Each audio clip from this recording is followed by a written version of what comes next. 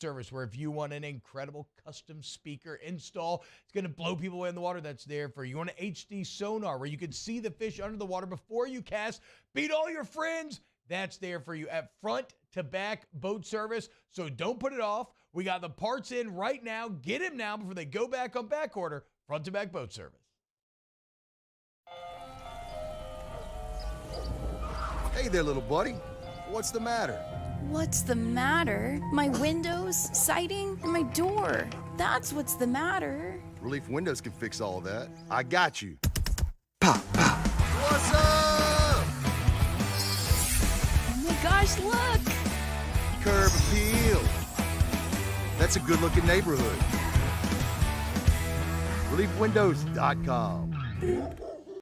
Gulf Coast Office Products is a nationally recognized Savin office equipment dealer based right here in Louisiana. Over 100 employees strong, Gulf Coast has the boots on the ground to support all vertical markets, from education, engineering, legal, and finance. With the latest in office technology, from desktop to production segment units, Gulf Coast and Savin have the perfect fit for you. Now, Hunt Palmer. Hunt Palmer on 104.5 ESPN Baton Rouge. Holding down the middle of the day. Live from the Mercedes-Benz of Baton Rouge Studios. This is Hunt Palmer. Welcome into the Thursday edition of the Hunt Palmer Show. No, I am not Hunt Palmer. I am Taylor Sharp, sitting in for Hunt Palmer. He's out today. He's dealing with a personal matter. He will be back tomorrow, but you got me for the next 2 hours. We're going to have a lot of fun. Going to touch on a lot of different topics. I know Hunt teased in his promo that I was only going to talk football. That is just factually inaccurate. We're going to hit some football. We are going to talk to Joe Healy of D1 Baseball at 1:15. Maybe even some NBA playoffs. Top of that 2 o'clock hour, Shea Dixon's going to join me. We're going to talk recruiting. A lot of things coming up in the transfer portal and in recruiting. Going to get Shay's take on all of that. Then we are, of course, going to talk more football to wrap up the show. And that's actually where we're going to start. I know the draft is a week away. I know a lot of you are probably tired of hearing about the draft, but I don't get to do this very often. I want to give my draft recap of the Saints pick. Now, I'm not going to go pick by pick, but what I am going to do is give you my 3 favorite picks from the Saints draft. I'll start with 3, go all the way to 1. At 3, look, let's start with Jake Haener. The guy is a very accurate passer. He completed 68% of his passes in college, including last season, 72% of his passes at Fresno State. And what we know about Fresno State traditionally, I mean, look, the Saints starting quarterback this year is from that college. Fresno State, they typically put out pretty solid quarterbacks. I think Haener has a chance to be the next in line. He does my favorite thing. He takes care of the football. In his college career, he has 68 touchdown passes, just 18 interceptions, and he started for 3 full seasons. So think about that. That's about 6 a season. And when you watch the tape on him, he sees the field very well. And he's the type of guy that's going to have to rely on tape. The measurables aren't there. You heard Charles Handegriff on his rant about people comparing him to Drew Brees because he is 6 feet. He's a little undersized. He's 200 pounds. But when you watch the tape on this guy, great pocket awareness, doesn't take a ton of sacks. He can make most of the throws you need. One of the cons is he does not have a great arm. However, some of the best passers in NFL history do not have a huge arm. I mean, Peyton Manning, he was never going to be a guy that was considered to have the best arm in the NFL. I mean, Tom Brady could sling it, but, I mean, did he have a cannon? I would say no. And he could end up being a starter in this league if he continues to develop at the pace he's at. You go year by year, his touchdowns improved every single year as a starter at Fresno State. His completion percentage improved every year as a starter at Fresno State. So if he stays on that trajectory, he could wind up being a starter. But at the very least, you got a guy that could become a solid backup. That makes him excellent value there in the 4th round. As far as who else I like, my number 2 guy is going to be Brian Bresee. And I know that's kind of chalk because he was the 1st round pick. And, you know, the numbers don't jump out at him. He had a lot of injuries in college, which I'll get to that in a minute when I get to my concerns. But when you watch his tape, the first word that comes to mind, strong. This guy is an absolute bully. I mean, He plays like a bulldozer, a very high motor, never seems to take plays off, which if I'm in the front office, if I'm a head coach, that's the number one thing I'm looking at. Another thing I like about him, his versatility. At 6'5", 300 pounds, he has the size to play inside, but the agility to play out on the edge as that defensive end as well. So you can move him inside and outside. That's something you saw a lot from a Peyton Turner. That's what they talked about when he got drafted. Now, Turner's had a lot of injuries. If Brissett can avoid that, though, he might become the pick that the Saints thought Peyton Turner was 2 years ago. I really like the pick. One of the cons, though, injuries. This guy's been hurt a lot in college. And again, that's why the numbers don't jump off the page. But I do worry about his durability at the next level. Also, not a great pass rusher. Now, he's incredible against the run. He does a great job of plugging up the holes in the middle of that defense. As far as a pass rusher, I don't think he's ever going to be an 11, 12, 13 sack guy in the NFL. That's just not his game. He's more of the run stopper, get in there. I mean, if he's good at the defensive tackle spot for 6 to 7 sacks a year, I would say that you've gotten your money's worth with Brian Brissett. My favorite pick in the entire draft for the New Orleans Saints, it has to be Kendre Miller. I absolutely love this pick. I text Mario Jerez, who you guys know has been here for a while. He's a huge Saints fan. I congratulated him because I think this guy has potential to be the best pick of this entire draft. Big physical runner. Now, he's only listed at 6 foot, about 217. The guy might as well be playing at 230. He runs angry. He's hardly ever brought down at first contact. He has the best film of anybody in this Saints draft class, in my opinion. He's a very north and south runner. He doesn't make any unnecessary cuts or moves, hits the hole quickly, ran for 1,400 yards and 17 touchdowns. His final year at TCU, a big part of why they made that national championship game. Cons, I think his versatility lacks a little bit. He is not a great pass catcher. However, that's not really how TCU used him. 16 receptions last year, just 1 receiving touchdown. The only issue I have, like worry-wise, is this may limit what the Saints can do with him. You don't want to put him in there and be too obvious that he's not going to run out and catch passes. But if that's something that he can develop, I think he'll be great at it. And I don't think the Saints are going to use him in that pass-catching role, at least not early on. I mean, he'll be the tough, short yardage back that could eventually get a lot of snaps inside that red zone. I mean, we know that Alvin Kamara's future is a little bit up in the air. There could be a looming suspension here and there, but he is outstanding at catching the ball out of the backfield. He could even line up wide if you need him to. Also, Jamal Williams. People view him as more of a between-the-tackles runner, but make no mistake about it. I mean, Aaron Rodgers loved to throw into that guy when he was in Green Bay, and he caught a lot of balls from Jared Goff last year. A big reason why that at one time was the highest-scoring offense in the entire NFL. One more thing that does worry me a little bit about Kendre Miller. He's coming off of an injury. However, you know, he performed well in the things that he was able to do at his pro day, and if the Saints signed off on it, that's good enough for me.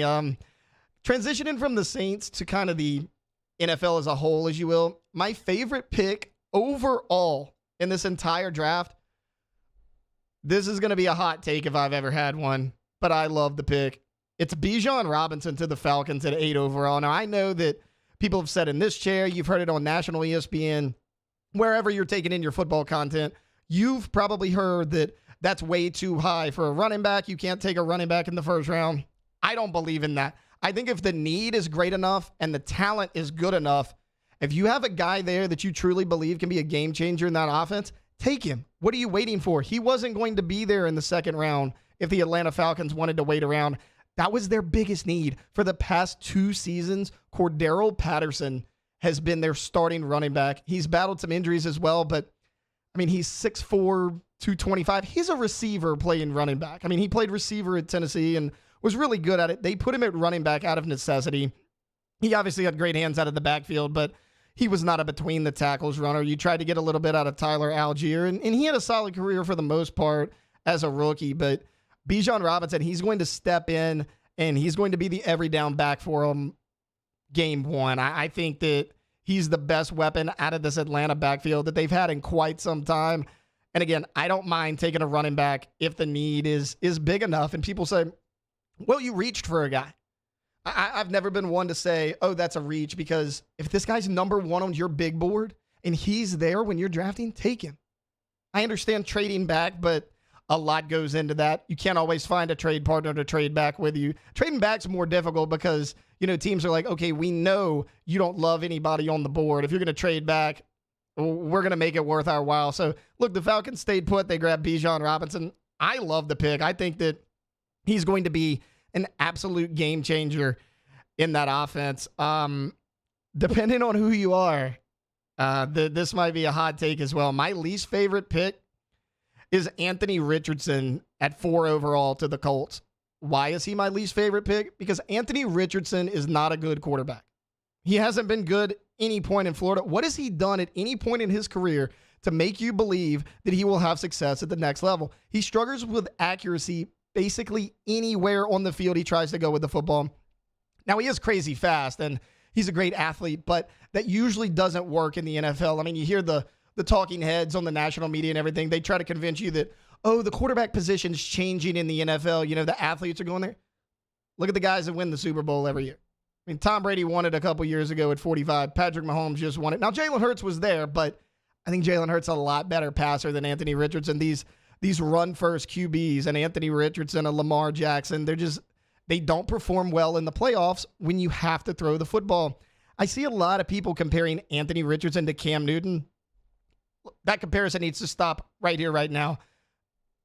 Granted, I was never a Cam Newton fan, but Cam was dominant in college. I mean, what are we doing? He carried an Auburn team to the national title who, probably looking back on it, wasn't talented enough to be in that game. He made clutch throws when the team needed to. He showed the ability to be accurate with the ball downfield.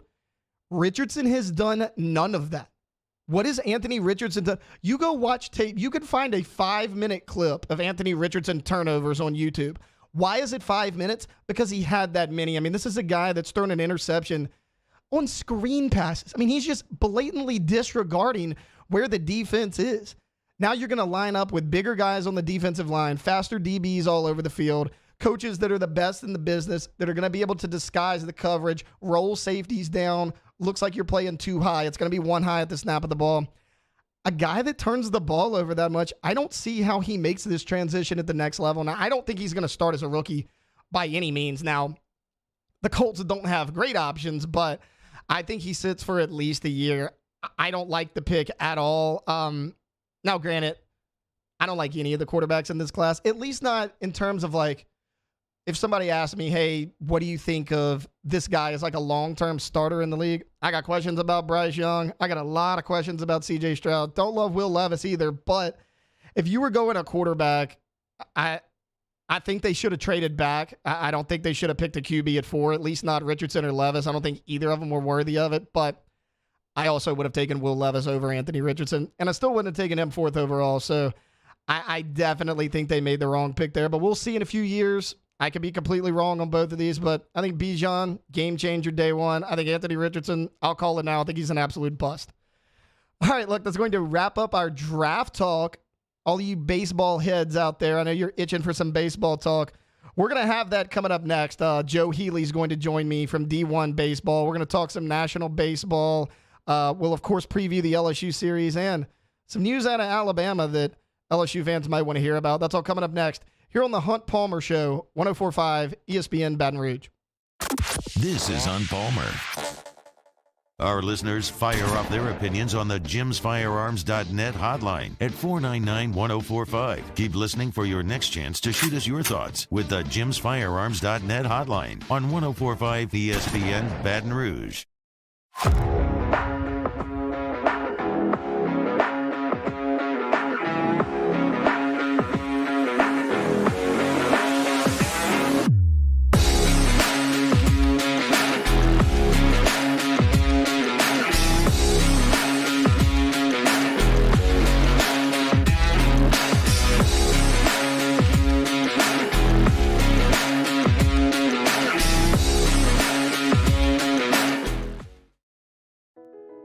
I've been doing business with Luba for 25 years.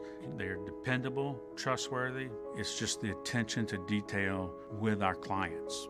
Our folks have years and years of experience. They're highly trained professionals. But many companies have that asset. What I'd like to think makes Luba a bit different is that we use those talents in a way that truly is dedicated to serving the needs of the folks who depend on us. There it is, the extra mile, on the border of expected and extraordinary for those willing to go further, like vans customized for work or play, with safety and tech to keep you connected. Supported by a 5-star sales, service, and finance team, and backed by the 1-star you know. So go the extra mile. It's never crowded, because so few have what it takes to go there. Mercedes-Benz Vans. Hey, what's up, y'all? It's that time again. It's heating up. Your boat's getting ready to come out and spend all summer on the water. It's time to take your boat to the next level with front-to-back boat service, where if you want an incredible custom speaker install, it's going to blow people away in the water, that's there for you. You want an HD sonar where you can see the fish under the water before you cast, beat all your friends, that's there for you at front-to-back boat service. So don't put it off. We got the parts in right now. Get them now before they go back on back order. Front-to-back boat service. Hey there, little buddy. What's the matter? What's the matter? My windows, siding, and my door. That's what's the matter. Relief Windows can fix all that. I got you. Pop, pop. What's up? Oh my gosh, look! Curb appeal. That's a good-looking neighborhood. ReliefWindows.com.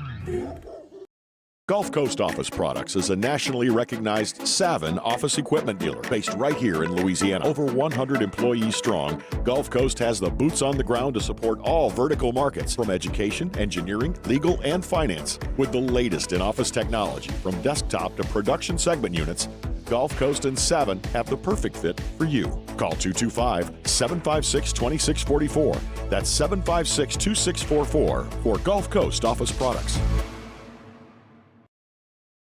All right, let's say ah.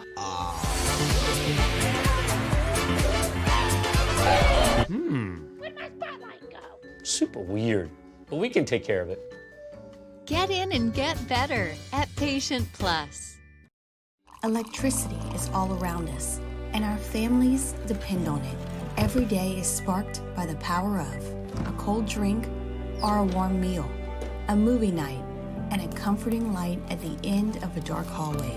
From sunrise to sunset, playtime to bedtime, our team is ready to take care of your electrical needs.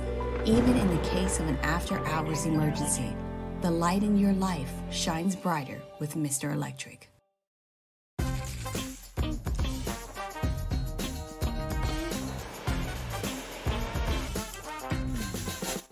Join us for the Friday edition of Handy Time. We start with Jimmy Ott's Game Time from Rufino's at 10 a.m. 12 o'clock hour, we're college baseball heavy with Ronnie Rance and Kyle Peterson. Handy Time, noon weekdays, 104.5 ESPN Baton Rouge.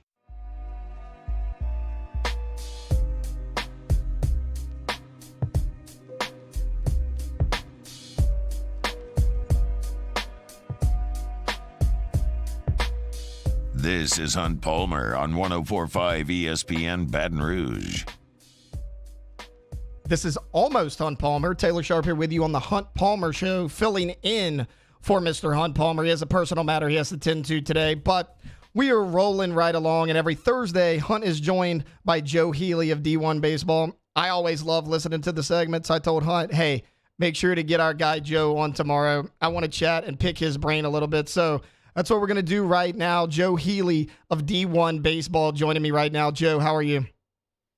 Not doing too bad. I hope this segment ends up being such a smash hit that it goes well enough that people forget all about that bum Hunt Palmer, and I'm talking to you every week. So, that's actually the ultimate goal where I'm lying to folks. He's not dealing with a personal matter. They kicked him out today. We're trying me out, seeing how it's going. So we'll see what happens. But I'm sure Hunt is jealous that he is missing this phone call. All right, Joe, look, let's start a little bit more nationally. What are some of the top weekend series that you are keeping an eye on this weekend? I think one of them is actually in the SEC, and it's not it's not the series based on the team's records that you would really look at, but I'm fascinated by Tennessee and Georgia because rare do we get a series where so clearly you have two teams that we know precisely what they're playing for. Like Georgia basically is in a win now, or you can kind of forget at-large hopes. They're kind of at that point. This home series against Tennessee is a good opportunity for them, and Tennessee is making a push to host. I mean, they've won 6 SEC games in a row. It wasn't that long ago that Hunt and I were talking about, hey, this Tennessee team might miss the postseason.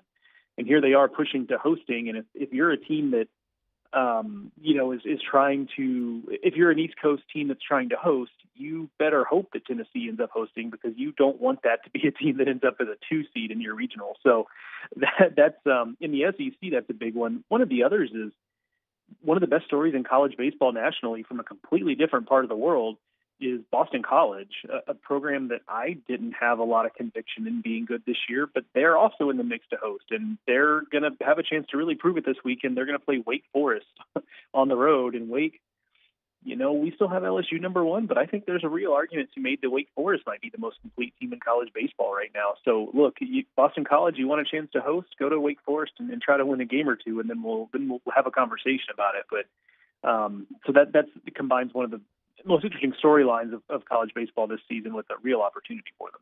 I'm glad you mentioned Wake Forest because, like you mentioned, there has been a lot of talk about, is LSU really the number 1 team, or could it be this Wake Forest squad? I've seen a little bit of them this year. I'm sure most people listening maybe have not seen Wake Forest at all. Joe, in your opinion, what does Wake Forest do that really makes them so good this year that they've kind of taken college baseball by storm? The pitching depth is insane. That's the top headline for them. They lost before the season. They lost Teddy McGraw, who was going to be their number 2 starter. He was a guy who pitched on Team USA last summer. He's a guy who could be a first-round pick. I mean, that's kind of the type of guy we're talking about. And the pitching staff hasn't missed a beat really. The team ERA is 2.40. Rhett Lauder's probably the best pitcher in the SEC.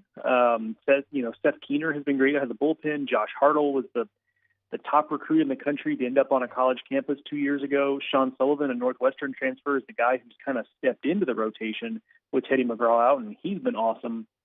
It's a program that historically has been an offense-first program, and they've really flipped that script this year with that pitching staff that, if this were professional baseball, they could make some trades with some of the extra pitchers they have to acquire some other players. But and the offense isn't bad either. Brock Wilken is one of the best power hitters in the country. Their third baseman, Nick Kurtz, who's been a little bit banged up this year, but when he's been healthy, he's been awesome and maybe a high-end draft pick himself. And it's also an offense that can score runs in a lot of different ways. Wake plays in a relatively small ballpark, a lot of home runs there, but they have some guys who can run, guys who can bunt, guys who get on base at a high clip. So if this is a team that ends up, getting to Omaha, we know that that's a park you can't necessarily always just sit around and wait for a home run. Their offense is going to be able to score in that type of atmosphere too. So the pitching is the big thing, but they are really well-rounded. I'm glad you mentioned their deep pitching because it seems like every year the team that has those dominant starters and that deep bullpen do really, really well in Omaha. And that's kind of what I want to talk about real quick. If the season ended today, in your opinion, who would be those top 8 national seeds? Well, so you're talking LSU, and as I talk here, I will pull up our latest projection for D1 baseball so that I don't just miss somebody here. But you're talking about LSU at the top. They maybe haven't swept as many series as I think we thought they would, although now they're now starting to kind of come around on that. So they're in the mix. You've got Wake Forest, of course, that we just talked about. You've got, I'm scrolling through it now, Vanderbilt, obviously, they're a really well-rounded team. They're starting to get healthy at the right time. Their pitching has been a little bit banged up, but they're getting better. South Carolina and Arkansas are in that mix, too. And you talk about teams that are banged up. Arkansas is more on the mound. South Carolina is more on the position player side in terms of being banged up, but they've put together 2 really good resumes. The interesting team in the SEC that could be in this mix, but I could also see them falling off is Florida. They have a tougher back half of their SEC schedule than they did the front half. So they made a lot of hay early in the season. I still think they're one of the 8 most talented teams in the country. I just don't know if that resume is going to get there. Stanford on the West Coast is probably the most talented, best team out there. If they win the Pac-12, you have to assume they'll be in the mix. And one team that I didn't see coming, that a lot of people didn't see coming, that I think is in this group is Duke. I think the ACC generally is down this year outside of Wake Forest. So I think there is an opportunity for some team to pop up, and I think Duke has been the one taking most advantage of that. They're really, really hot right now. That team's really, really talented. And the only question they really have is if they host, where they could play that, because they play at the Durham Bulls minor league park for most of their games, and the Durham Bulls are at home for regional weekend. So that's going to really kind of be the only question about them, if they can do enough to host. Okay, so we're talking about the top teams. Is there a surprise team out there that you're like, hey, that team could upset some people and make it to Omaha? Who would that be? I mean, I think that the one name that this is a pretty trendy name, but I think Campbell is an interesting one because they're the rare mid-major. Let me put it this way. They're mid-major teams every year who can really hit the ball. But then the thing happens where they get into a regional and they face SEC pitchers or ACC pitchers, and suddenly that team's just isn't hitting the ball as well as they were against their conference competition. So Campbell flips the script a little bit. They've got a good offense. I'm not saying it's not good, but they have SEC or ACC level pitchers at the front of their rotation. Now, they don't have the depth of those power conference teams, but they do have the high-end talent. Cade Keeler is the biggest name to know there. He's a first-round pick in this upcoming draft. He could pitch basically at any program in the country, and he stuck it out at Campbell. That's going to make them really, really dangerous. Another team on the West Coast to watch is UCLA. If this team can get to a regional, and that is not a given at this point, they've just been banged up enough. They had the number one recruiting class in the country 2 years ago, and that group is in their second year at UCLA. So they've gone a little bit under the radar, but look, this is a UCLA team that their coaching staff knows what they're doing. They're always good at putting a roster together even when things don't go quite right. And so that's a team that is more than likely going to get shipped east to play in a regional somewhere else. And so they're going to end up in some ACC or SEC team's regional, and that's not going to be a fun matchup if the Bruins can sneak in. All right, Joe, we've talked to national baseball. The appetizer's over. Let's get to the entree, if you will, and talking about this LSU Tigers baseball team. Look, we all know about the incredible hitting that they've had. We got Paul Skeens on the mound, but this weekend, Auburn coming off of a series win against the South Carolina. They took 2 out of 3 of those games. What do you think happens in this series?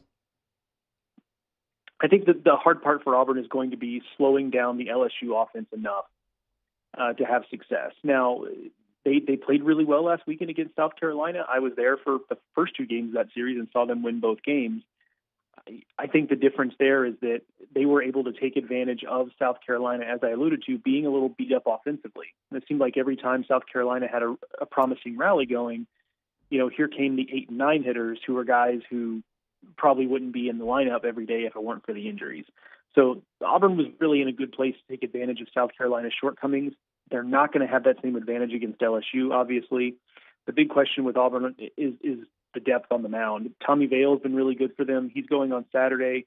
Their Sunday guy, Christian Herberholt, has been good, but he doesn't really throw more than 4 or 5 innings at a time, so you're going to see a lot of bullpen there. Tomorrow's starter for Auburn is listed as Chase Alsup, but I think that's probably just going to be a bullpen game. I'd be surprised if he throws more than 3 innings, and maybe 4 if he's really, really good, but certainly no more than that.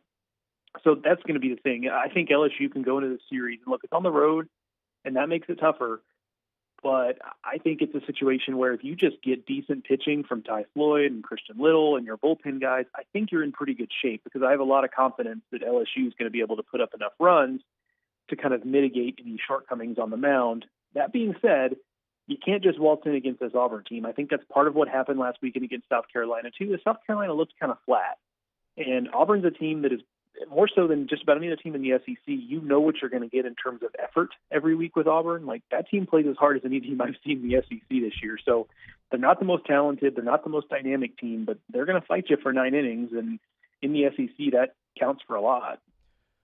Speaking of LSU's hitting, there was a recent MLB draft prospects list that came out. It had Dylan Cruz as the number 1 draft prospect, but right behind him was Paul Skeens at number 2. Do you think there's a shot that LSU has Cruz and Skeens go 1 and 2?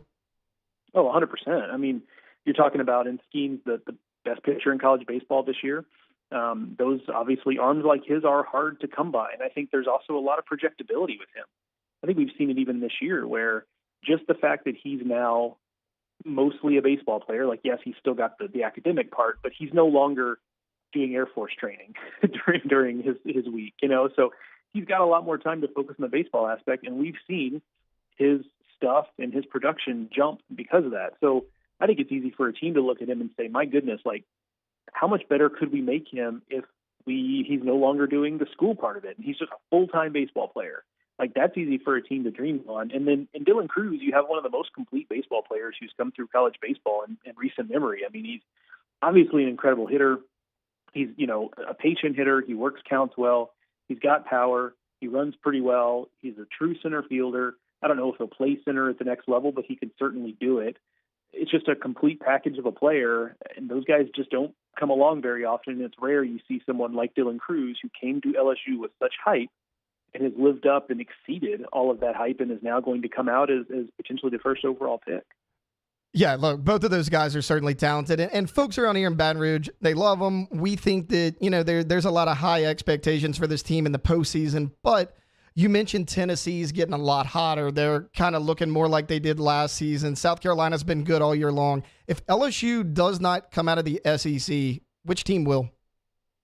I actually think it's one you didn't mention. I think it's Vanderbilt, because I think there's a well-roundedness to them that is intriguing to me. I think a lot of the teams, largely due to pitching injuries. Look, I mean, unfortunately, I think one of the biggest stories of this SEC baseball season, especially the second half of it so far, has been pitching injuries. Every team has dealt with it. And I've not done the math on this, but it seems like more than normal. I'll be interested to dig into that later. But, so with so many teams having questions on the mound, whether it's because of injuries or just because they haven't found the right combination, there's a lot of one-sided teams in this league. There's a lot of teams who can hit.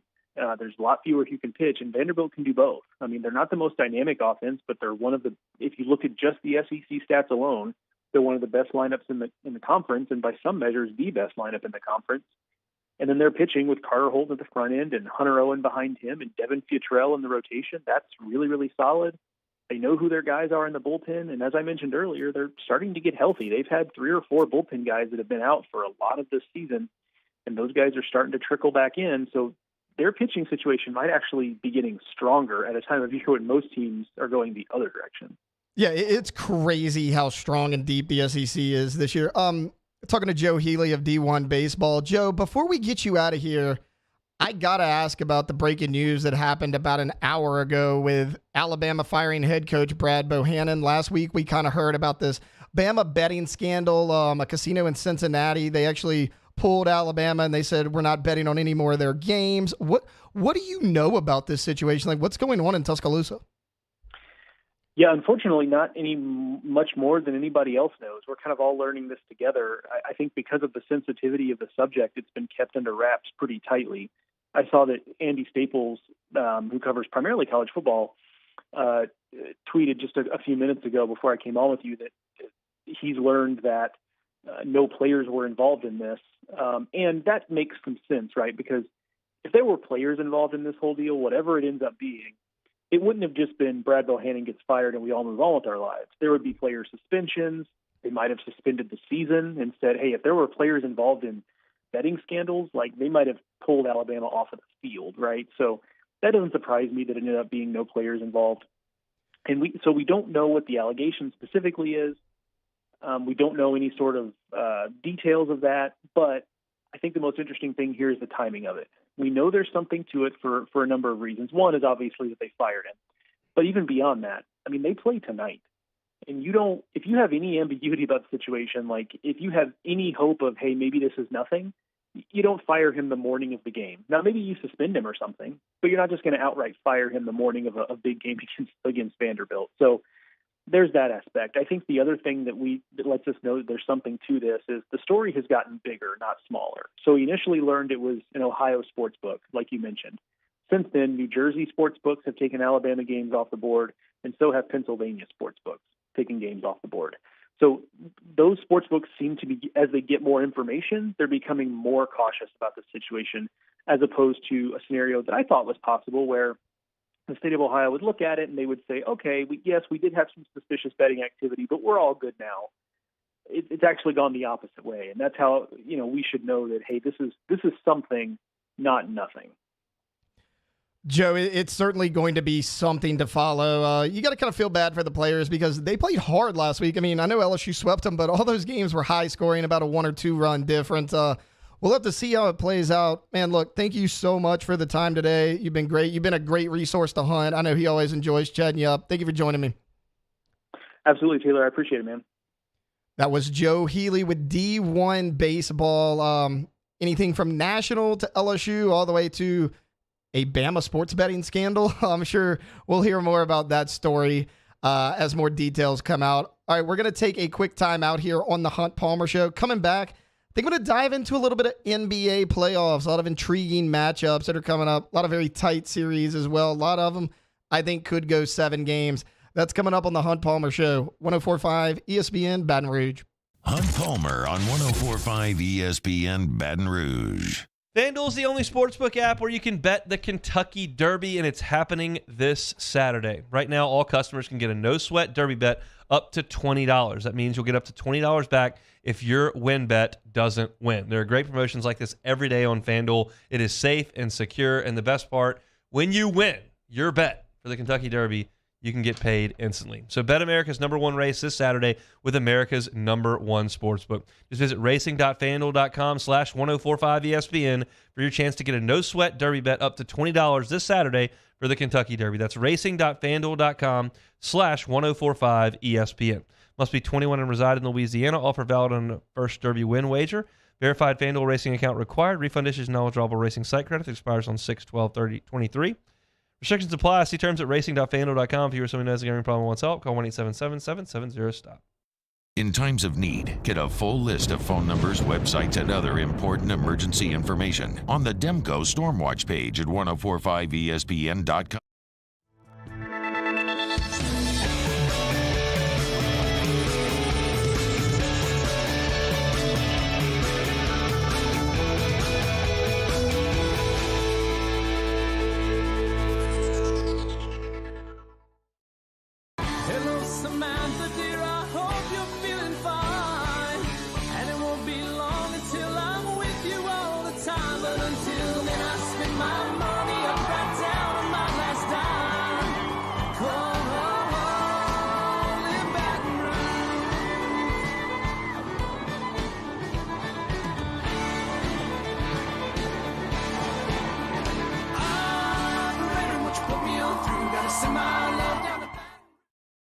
Hey, it's Matt Musso. Join me Monday through Friday for your daily update on LSU baseball with Musso at the Box, presented by New Orleans Flooring, wherever you get your podcast, Apple, Spotify, Google, and check out New Orleans Flooring. 2 locations, Metairie and Prairieville, or NOLAFlooring.com.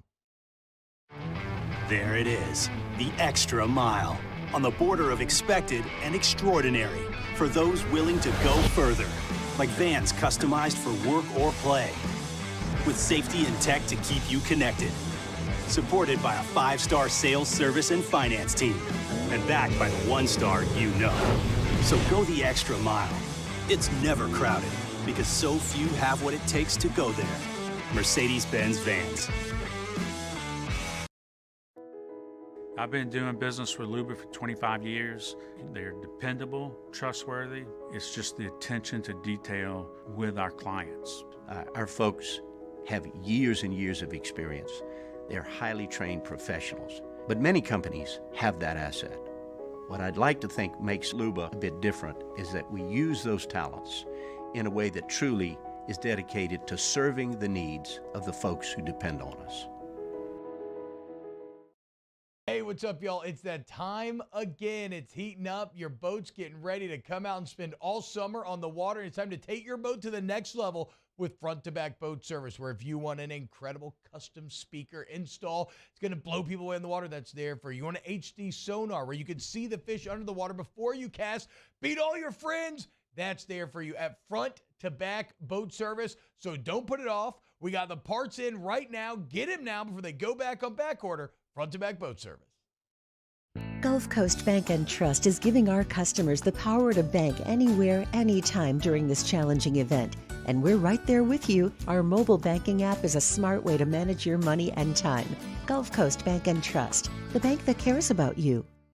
Gulf Coast Office Products is a nationally recognized Savin office equipment dealer based right here in Louisiana. Over 100. Matt Moscona inviting you to join us for Thursday's AFR, presented by the Aesthetic Medicine and Anti-Aging Clinics of Louisiana. Kendall Rogers joins us as we look ahead to LSU at Auburn and the weekend ahead in college baseball. AFR 3 to 6, 104.5 ESPN Baton Rouge.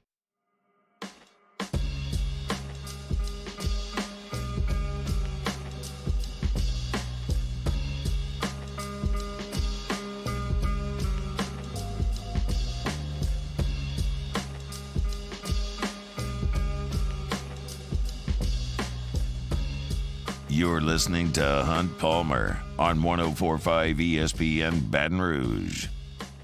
Welcome back into the Thursday edition of the Hunt Palmer Show. Taylor Sharp here with you, sitting in for Mr. Hunt Palmer. He will be back tomorrow. I'm sure he is just giddy to come back and chat about some LSU baseball as they travel to Alabama to take on the Auburn Tigers. Okay, look, we hit Saints draft recap in the first segment. We did a little bit of college baseball. Now I kind of want to put a little bit more variety in this show. I want to hit NBA playoffs for a little bit. 4 different series going on right now in the conference semifinals. And look, we're going to start where you have to start. That's the LA Lakers and the Golden State Warriors. Series is actually 1-0 LA Lakers right now. And what else needs to be said? It's LeBron. It's Steph Curry. There's star power all over the court. However, I think the X factor in this series, as we saw game 1, 30 points, 23 rebounds, I think it's Anthony Davis. Because, both teams have pretty good backcourts, and while LeBron's dominant, he is getting older. There is no one in the post for Golden State that can guard Anthony Davis. And I get it. Curry's going to get his points. Klay Thompson's going to get his. Jordan Poole continues to get better and better. But when you look at these really dominant Warriors teams we've had the past 5-6 years, seems like forever they've been dominant now, they've always had some sort of presence down low. I mean, whether it was a Zaza Pachulia, you had DeMarcus Cousins for a little bit, even JaVale McGee gave you solid minutes. You don't really have that guy on this team. If Anthony Davis can keep feasting down low, I think LA could potentially win this series. Now, I know Pelicans fans out there probably don't want to hear that, but my dilemma is I don't know who to pull for because I am not an LA Lakers fan at all. However, something about Steph Curry just irks me. I don't know what it is, but anyways, that's going to be an entertaining series. They actually play game 2 tonight. It is in Golden State, and I know LA looked really good in game 1. I think Golden State evens the series tonight. They are too talented. They're playing at home where they are just so good, and they have to win this one because they've been so bad on the road this year. If they fall 0-2 and both those games were at home, I don't know how they claw their way back into the series, but I think they get it done nonetheless. I think they tie that series at 1 game apiece. Moving on to the Phoenix Suns versus the Denver Nuggets, the other Western Conference semifinal game. Denver has a 2-0 lead in this series, and the talk of the town through NBA circles for a while right after the Kevin Durant trade was, all right, Suns are going to be the favorite for the NBA Finals right now. No one's going to stop them. Denver's just outplaying them. And they're playing as good as any team in the league right now. I'm a little surprised at how it's gone so far because the Nuggets have won the first 2 games and they've looked pretty dominant doing so. And the Suns definitely have more talent. I mean, you got KD, who might be the best basketball player on the planet right now. You got Devin Booker, who, in my opinion, is a top 10 player, at least a top 10 scorer. I mean, they are both elite, but right now, Chris Paul's kind of doing what Chris Paul does, and it's fade down the stretch in the playoffs. His age is catching up with him. He's a guy that's not getting any younger, and I think Denver is going to win this series, and I don't think it's going 7 games. The Suns will get 1. They may get 2, but I think that's as far as it goes. I think Denver wins this series in 6 games or less. Moving over to the Eastern Conference, you got the 76ers and Boston Celtics. What a classic throwback series this is. I mean, who's thinking of Larry Bird and Dr. J right now? It's and of course this series would be tied 1-1. However, Boston might be in trouble in this series. I know they looked absolutely dominant last night, but Joel Embiid probably came back a little bit before he was ready. He may wanted to have set that game, came back fully healthy in game 3, because if you remember, Philly took game one without Joel Embiid. I think Embiid's kind of slowing him down right now. You give him a one-game rest, he can come back fully healthy. And again, same thing. Al Horford, solid post player, but he's more of a wing shooter. He can even shoot from the outside for a little bit. Joel Embiid was just named MVP, averaging like 31 points a game this year. The Celtics don't have anybody that can stop him. And I know that the NBA nowadays, it's all about, hit the threes as much as you can. Games are still won down low. If you have a dominant big man, it's so hard to do it. However, I think the 1-2 punch of Jason Tatum and Jaylen Brown, I think it's going to be too much for Philly at the end of the day. I think this is one of those series that goes 7 games. But, I mean, we saw what this team did last year. They were kind of looking like they were going to win the NBA Finals after the first 2 games of that series with the Warriors last year. Now, their youth and inexperience, it kind of played a factor in that last year. Golden State had been there, done that. They wound up doing what they needed to do, getting it home, and taking home the trophy. But, I mean, they're every bit as talented, if not more, than they were last season. So I do like a 7-game series. I'm a little up in the air with it, but I think Boston ultimately takes this one home. I wanted to end on this one because I think this is the best, not just semifinal series. I think this is going to be the best series of the entire NBA playoffs. It's the New York Knicks versus the Miami Heat. The series is tied 1-1. And everyone in national media is talking about Lakers-Warriors, but again, this one's my favorite of the entire playoffs. I've gotten to watch both games, super competitive. It's just 2 teams that are playing great team basketball. No absolute superstars on either of those teams. However, playoff Jimmy Butler may have something to say about that, even though he's a little bit banged up. They were still able to grab that first game, and playing the way they're playing as an 8 seed, it certainly inspires a lot of confidence among Heat fans. Now, Butler sat out that game 2, but you better believe he's going to be back for game 3 because they did drop game 2 without him. But the Knicks, they're no slouch either. They've been solid all year long, kind of forming a big 3, if you will, with Julius Randle, Jalen Brunson, and R.J. Barrett. An R.J. Barrett who should be a New Orleans Pelican. That might be a hot take. That was my opinion when they were all coming out of the draft. I thought New Orleans should have went R.J. Barrett over Zion. Nothing against Zion. This was before the injury concerns, even though he did have a little bit of them at Duke. I just like R.J. Barrett's game better. He's, 6'6", 6'7". He can score inside and outside. He can play the 2. He can play the 3. Plays great defense. And most importantly, he's been healthy, which Zion hasn't. But you can't look in the past. Hindsight's 20/20. But I know they're happy with him up there in New York because that trio of Barrett, Brunson, and Julius Randle, it's played a big part in their success. I think this is a series that goes 7 games. And as much as I would love to see Miami's run continue, being that 8 seed, they take out Milwaukee, who's the 1 seed, and do it very easily. They can win this series. However, I think the Knicks are just deeper, top to bottom on their roster. I do think that the New York Knicks take this one home, going 7 games. But I think Knicks and Celtics advance in the East. I think I'm going to go Golden State Warriors and Denver Nuggets in the West. So I think those are going to be the Western Conference. We'll find out about a week's time. Most of these should be pretty much wrapped up. Speaking of wrapping it up, we are almost wrapping up the 1 o'clock hour here on the Hunt Palmer Show. Got one more short segment left with you, and we got a whole nother hour left. We got Shea Dixon at the top of hour number 2. I'm going to rank some SEC quarterbacks. This is my ranking list and no one else's at 2:15. We'll talk a little LSU Auburn from my perspective at about 2:30. And then, of course, we'll wrap things up like we do every day on the Hunt Palmer Show with a little bit of take it or leave it. But we got to take a timeout. One more segment left in the 1 o'clock hour. That's coming up right after this here on 104.5 ESPN Baton Rouge. Hunt Palmer on 104.5 ESPN Baton Rouge. LWCC is Louisiana Loyal, elevating and celebrating champions of Louisiana like Dr. Robert Jackson. I'm a Shreveport guy, headed up to Shreveport after the show, actually.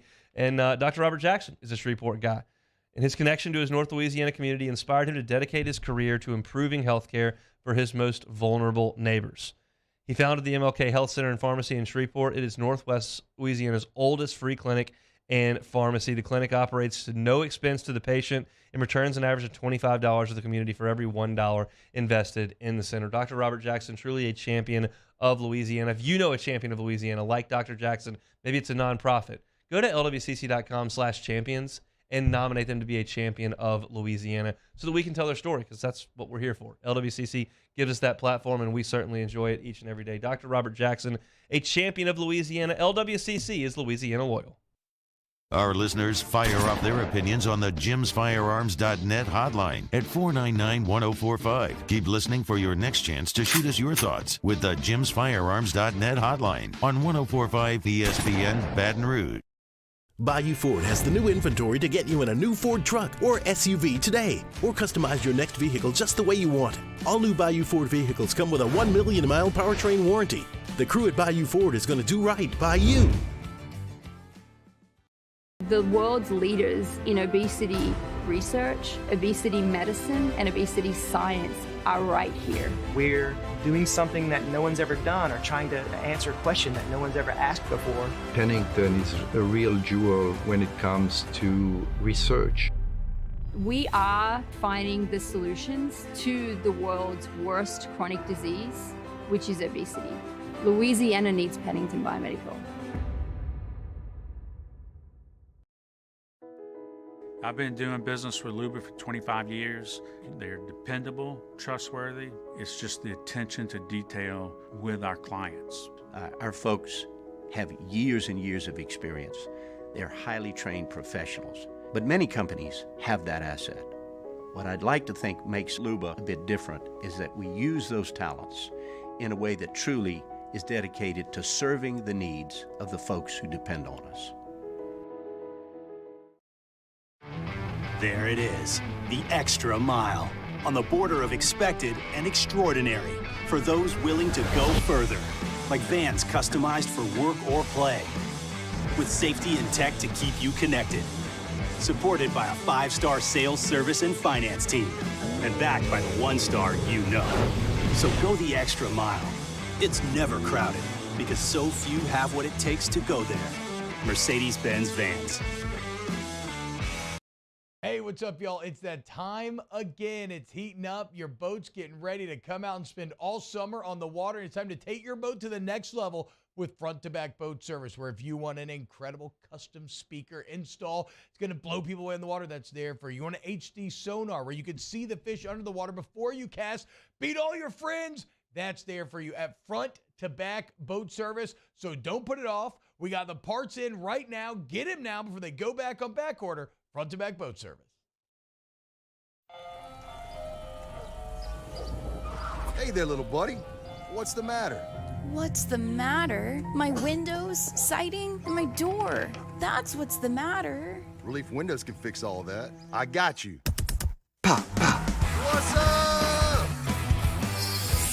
Oh my gosh, look! Curb appeal.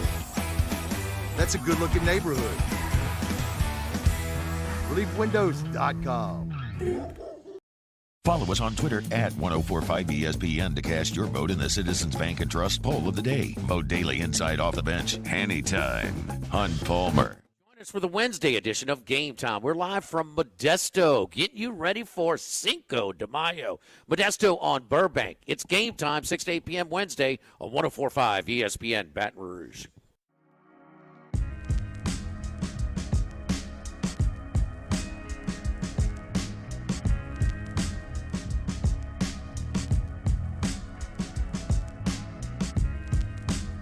This is Hunt Palmer on 1045 ESPN Baton Rouge.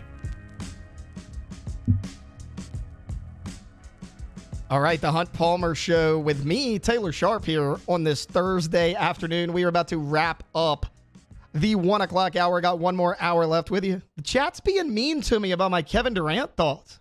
I didn't say he was the best in the league, guys. I said he might be. I don't think he is, but there is a chance. Everyone, cool your jets. They're taking shots at me because I'm a Cowboys fan. I don't appreciate that very much. I'm a Cowboys fan. I suffer enough between August and December. I don't need it here in the month of May. Casey, Jacob, I want to ask both of you a question. Either of you big XFL fans? No. Haven't watched a game. You guys are lame. I at least know the playoffs are on right now. I know that AJ McCarron's slinging the It's ball. about to be the championship, guys. Okay? Get your head in the game. I guess I'm just the only football nerd on this set that has actually watched a lot of the XFL, but this isn't really about previewing a championship game. I had a thought.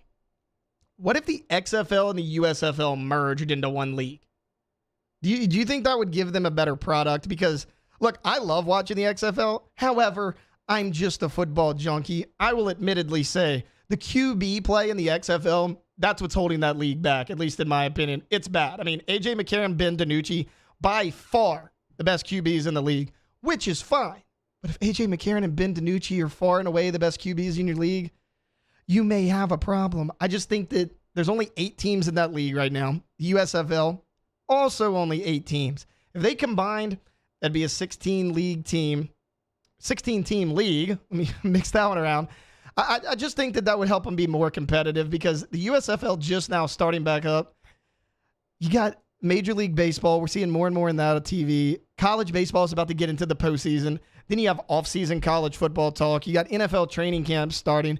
They want to get their ratings up and all that. They would consider merging with the XFL, playing at the same time. I think that would make for a better product. You could bring in a lot of good players. Tell you what I do like about the XFL, though.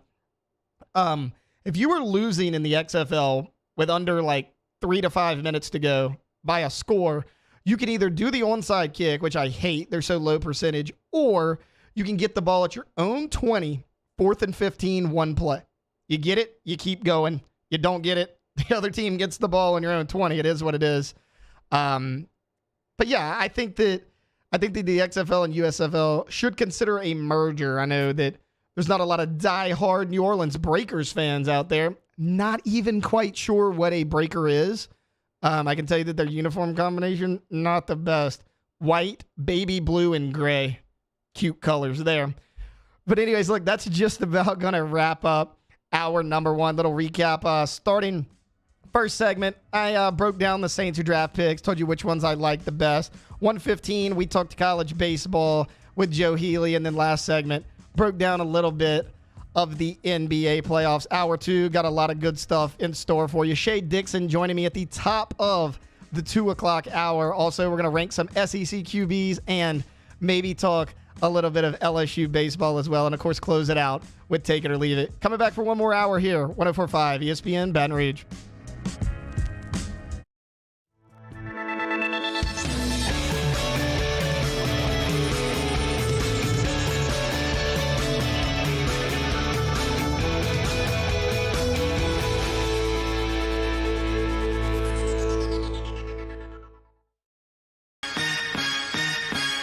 Turn my music high, high, high, high, yeah. You don't know what you're doing. Sure I do. I'm from the streets where the hood can swallow on me. Bullets will follow on me. There's so much that you could run the slalom. And cops comb this top to bottom. They say that we are prone to violence, but it's home sweet home. With personalities clashing, chrome meets chrome. Prices up and down like this wall. Gulf Coast Office Products is a nationally recognized Savin office equipment dealer based right here in Louisiana. Over 100 employees strong, Gulf Coast has the boots on the ground to support all vertical markets, from education, engineering, legal, and finance. With the latest in office technology, from desktop to production segment units, Gulf Coast and Savin have the perfect fit for you. Call 225-756-2644. That's 756-2644 for Gulf Coast Office Products. There it is, the extra mile, on the border of expected and extraordinary, for those willing to go further, like vans customized for work or play, with safety and tech to keep you connected, supported by a 5-star sales, service, and finance team, and backed by the 1-star you know. So go the extra mile. It's never crowded, because so few have what it takes to go there. Mercedes-Benz Vans. I've been doing business with Luba for 25 years. They're dependable, trustworthy. It's just the attention to detail with our clients. Our folks have years and years of experience. They're highly trained professionals. But many companies have that asset. What I'd like to think makes Luba a bit different is that we use those talents in a way that truly is dedicated to serving the needs of the folks who depend on us. Hey, what's up, y'all? It's that time again. It's heating up. Your boat's getting ready to come out and spend all summer on the water. It's time to take your boat to the next level with front-to-back boat service, where if you want an incredible custom speaker install, it's going to blow people away in the water, that's there for you. You want an HD sonar where you can see the fish under the water before you cast, beat all your friends, that's there for you at front-to-back boat service. So don't put it off. We got the parts in right now. Get them now before they go back on back order. Front-to-back boat service. Hey there, little buddy. What's the matter? What's the matter? My windows, siding, and my door. That's what's the matter. Relief Windows can fix all that. I got you. Pop, pop. What's up? Oh my gosh, look! Curb appeal. That's a good-looking neighborhood. ReliefWindows.com.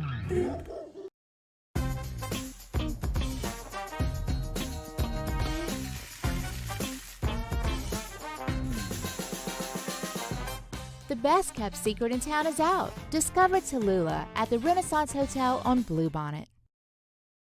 All right, let's say ah. Where'd my spotlight go? Super weird, but we can take care of it. Get in and get better at Patient Plus. Electricity is all around us, and our families depend on it. Every day is sparked by the power of a cold drink or a warm meal, a movie night, and a comforting light at the end of a dark hallway. From sunrise to sunset, playtime to bedtime, our team.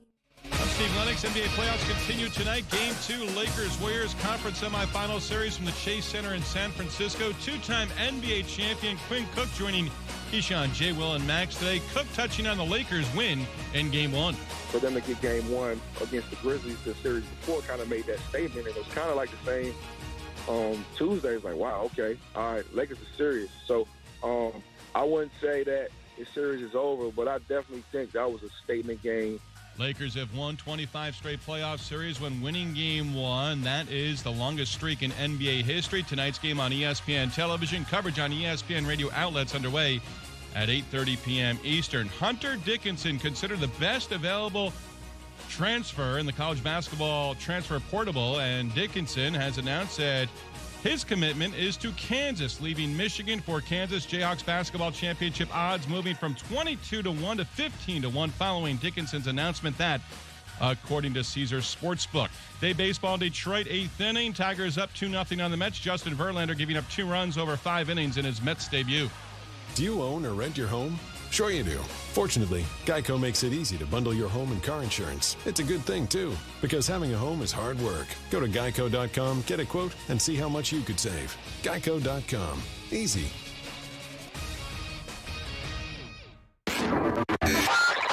Now, Hunt Palmer on 104.5 ESPN Baton Rouge. Holding down the middle of the day. Live from the Mercedes-Benz of Baton Rouge Studios. This is Hunt Palmer.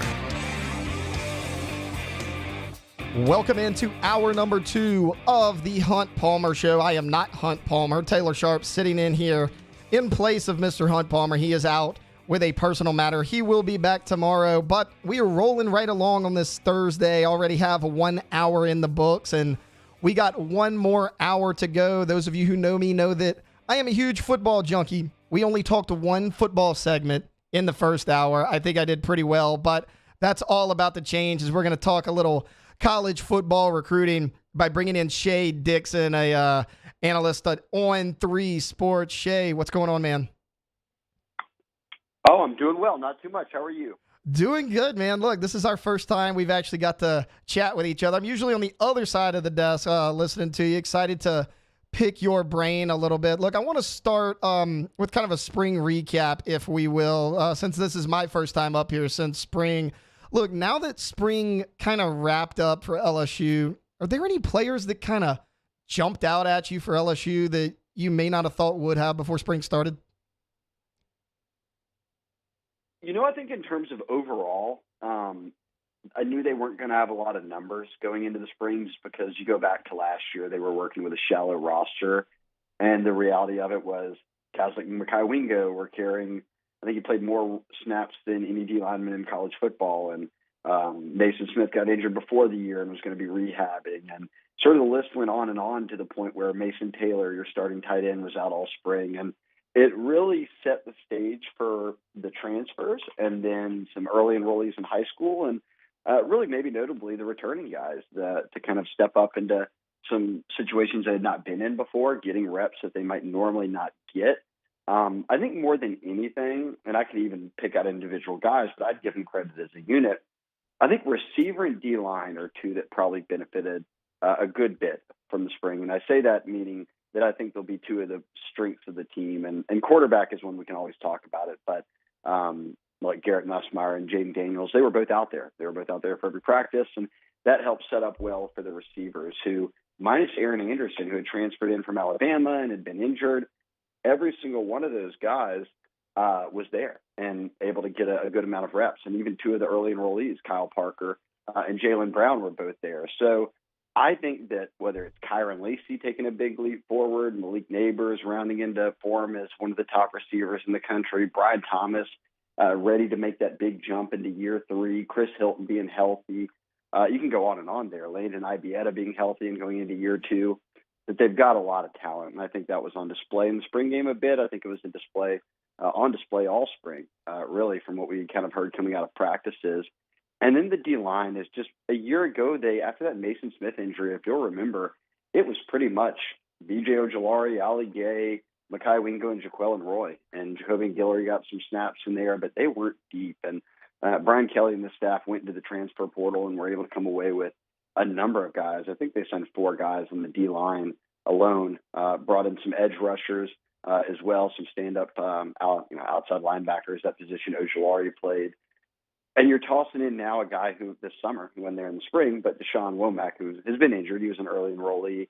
I still think he's got a bright future ahead of him as early as this year as a 5-star. So I feel so much better about the D-line than I did a year ago, just in terms of depth pieces. The talent's still there. They didn't lose anything really. Well, they did. B.J. Ojolari, obviously, and Gay's not there. But if you could find a way to replace that jack position, they're going to be really good. And I think receivers are already showing us that they've got a rapport with Nussmeier and Daniels now that's been well built over the past year in the new offense that Mike Denbrock has, and working with Joe Sloan at quarterback's coach and Hankton with the receivers. It's not like it was last spring where everybody was sort of just adjusting and getting on the same page and trying to find out which page they even needed to be on with a completely new staff. So I felt overall they were settled in a good bit more. It was unfortunate. A lot of the guys who are going to be pretty valuable pieces, many of them weren't there just because they were recovering from injury. But the goal is to be healthy for fall camp and the season, and I think that they're on track for that. Well, you just mentioned, the numbers issue that they had in the spring, and we know they had a lot of injuries. So they're going to get some players back, obviously. But leaving spring, are there any obvious holes on this team that need to be addressed? I think they'd like to get deeper on the O-line, obviously. They've got a transfer coming in Mason Lunsford, but they've also got all 4 high school signees arriving this summer. So none of them were there for spring ball as early enrollees, which doesn't often happen. So help is on the way there. I think that they can be fine to get through this year with that group. I then look at tight end, maybe if they had a veteran guy that they could add, or, and certainly they made offers in the portal to try to add someone, because you only bring back Mason Taylor, and he's a sophomore and will be a sophomore, but he's your starter. And you signed a really talented tight end class, but all those guys are freshmen. They've never played any college football. So it's almost like it was a year ago, where you just need young guys like Mason Taylor to step up and carry the load in big moments. And certainly he answered the bell there a year ago. They're going to need him to have another big season, and then some of these other freshmen to step up. I kind of look at defense and maybe just circle safety. I feel like corner, they've addressed 2 years in a row by just going heavy on the portal. But now when you look at the safety position, Greg Brooks and Major Burns and Sage Ryan are the only 3 guys that have had any real game experience. And Sage Ryan was playing nickel as a starter all spring. And then Greg Brooks and Major Burns are back there at safety. But you always knew, hey, if one of these guys gets hurt, they're turning to guys who've never played before in any real meaningful snaps, and young guys like Jordan Allen, for instance, who's only been on the roster a year and just was a special teams guy. And then we saw both of those guys, Major Burns and Greg Brooks, get hurt in different spots in the spring. So they've been after some safeties. It's sort of just a matter of what does the portal give you, and do you think it can fit for you? And at this point, I think that they would take some guys who could provide some depth for them. Shay, I'm glad you mentioned tight end there because I want to get into recruiting a little bit. About a few weeks back, LSU got a commit from Trey Green, who appears to be an absolute stud. What's LSU going to be getting in him? Oh yeah, he's a freak. He's one of the top 5 tight ends in the country. I think we have him ranked at number 3 right now and on 3. But number 2 player in Louisiana, elite. I mean, this is a kid who's 6'6", well over 25 pounds already. Can continue to add weight to that frame, but is a really standout basketball player as well. He'll have a chance if he wants to dip his toes into the Matt McMahon waters and be on the basketball team as a guy who will be on scholarship with football, but has that opportunity at least. I'll say, though, that the focus is on football. And between adding Kamori and Pimpton a year ago, and LSU fans will get familiar with him quick. This is a guy that I think he's also 6'5", 6'6", but has one of the biggest catch radiuses in the class, huge wingspan. He's tearing apart Texas right now on the discus throw. He's just a really phenomenal athlete. And when you couple him and Trey Green, I think that they're going to have 2 6'6" pure athlete pass catchers at tight end is tough to stop. So I'm eager to see when Trey Green gets to campus what those two look like on the field together or alone, whatever it might be. Tight end, when Brian Kelly got here, was a room that had to be saved and really built from the bottom up. And he's got a great track record with it. They've produced a lot of tight ends over his time at Notre Dame and across his career. So I think they're headed in the right direction there. Yeah, and, sticking with recruiting here a little bit, you look at, some of the top 10 guys in the state of Louisiana, almost all of them are either committed already or they are considering LSU. I know Brian Kelly, one of the first things he said when he came in is, I want to recruit Louisiana. I want to make sure we get these top guys. But, so some of the top guys in the state, do you think they're all an LSU lean at this point? I mean, where does LSU stand with those guys? I don't know if I think LSU, for instance, on the On3 RPM, the recruiting prediction machine, LSU is the team that's out front for all the guys. I think of the top 10 players in Louisiana on On3, 4 are already committed to LSU. So you're off to a nice start there. But how do you start popping more guys? Obviously, Deshaun McBride out of Denham Springs and then Trey Green, who we just talked about, are the 2 that committed most recently. You want to keep dropping those dominoes. And we saw a lot of those fall right before guys started their senior seasons a year ago committing to LSU. I think that whether it's over the spring or summer, then right there in August before these guys kick off senior years of high school and football and all that, they like to get these commitments out of the way. So in the next 4 or 5 months, I would expect that we see a lot of those top 10 come off the board. Now, at one point, the only guy who was committed elsewhere was Juwan Johnson to Colorado, but he went to their spring game and within a day had decommitted. And from everything that I've heard, LSU is now the team out front there. So you are looking at a situation where whether it's Dominic McKinley, a 5-star D lineman at Acadiana, who's the state's top-ranked player, Wardell Mack, who's been phenomenal at John Ehret playing both sides of the ball, but he's one of the best corners in the country, and he's in 5-star range as well. Do you have a shot at him? Absolutely. Are you the team to beat? Probably so. And now it's just about continuing to grind out these visits and get some official visits locked in. And as I noted, try to get these guys on board before they start football their senior season, because if not, they turn the focus to that. And then all of a sudden you find yourself closer to signing day having to really push for a guy who's taken all of his final visits. And I'll kind of wrap that thought by saying, remember a year ago, there was a transition period there from the old staff to the new staff, and the new staff came on, but only about a week or 2 before December signing period, and the top 10 in Louisiana have already been rated. LSU ultimately signed 4 of them, which is about the lowest mark they've had in a long time. Now, understandable, they had a coaching change from top to bottom, but Arch Manning, Eli Holstein, Derek Williams at Westgate, Jaden Osbury here at U-High and Baton Rouge, all of those guys and more. Jordan Matthews at Woodlawn left the state and signed with other teams. So I think that's something they're really looking to reverse that trend, and so far so good. Well, yeah, you mentioned, you want to kind of get them on board before their senior year of high school because, like you said, anybody who's played ball knows that you're focusing on that, and then if you're kind of putting recruiting on the back burner, anything can happen at that time. Since they are kind of after these guys right now, is there anyone to maybe keep an eye on that might be on your radar that may be looking to commit here in the coming months? I think we've always thought that Wardell Mack out of John Eric could be one that would could shut things down at any point. His teammate Kyrie Lee has already committed to LSU. LSU's been all over him. I start to now think that as we get into the month of May, starting on June 1st, and really at the end of May, I guess, we'll start seeing guys take official visits. And I think once a number of these guys visit LSU on an official visit, maybe they take another one or two to other colleges, then they're ready to shut things down. So I don't know if I would circle one in particular. Maybe if I do, it would be a guy like Juwan Johnson, who recently decommitted from Colorado. And I do think LSU is the team to beat there as he kind of resets, or at least presses reset on his recruiting process. But I'll say that by June, I think we start to hear at least one or two more dominoes fall in Louisiana. Okay, so shifting from more traditional recruiting to the transfer portal, everybody whose name is going to be in that portal is in there by now as that portal window kind of closed. But, we talked earlier about will Kelly add some people before fall practice. We know they've offered ULL cornerback Trey Amos, and you got Logan Diggs out there at running back, and obviously we're going to make the Louisiana connection as he played at Rummel, and Kelly recruited him at Notre Dame. Is there any chance that Kelly tries to bring Diggs out to Baton Rouge? And also, what do they like so much about Trey Amos?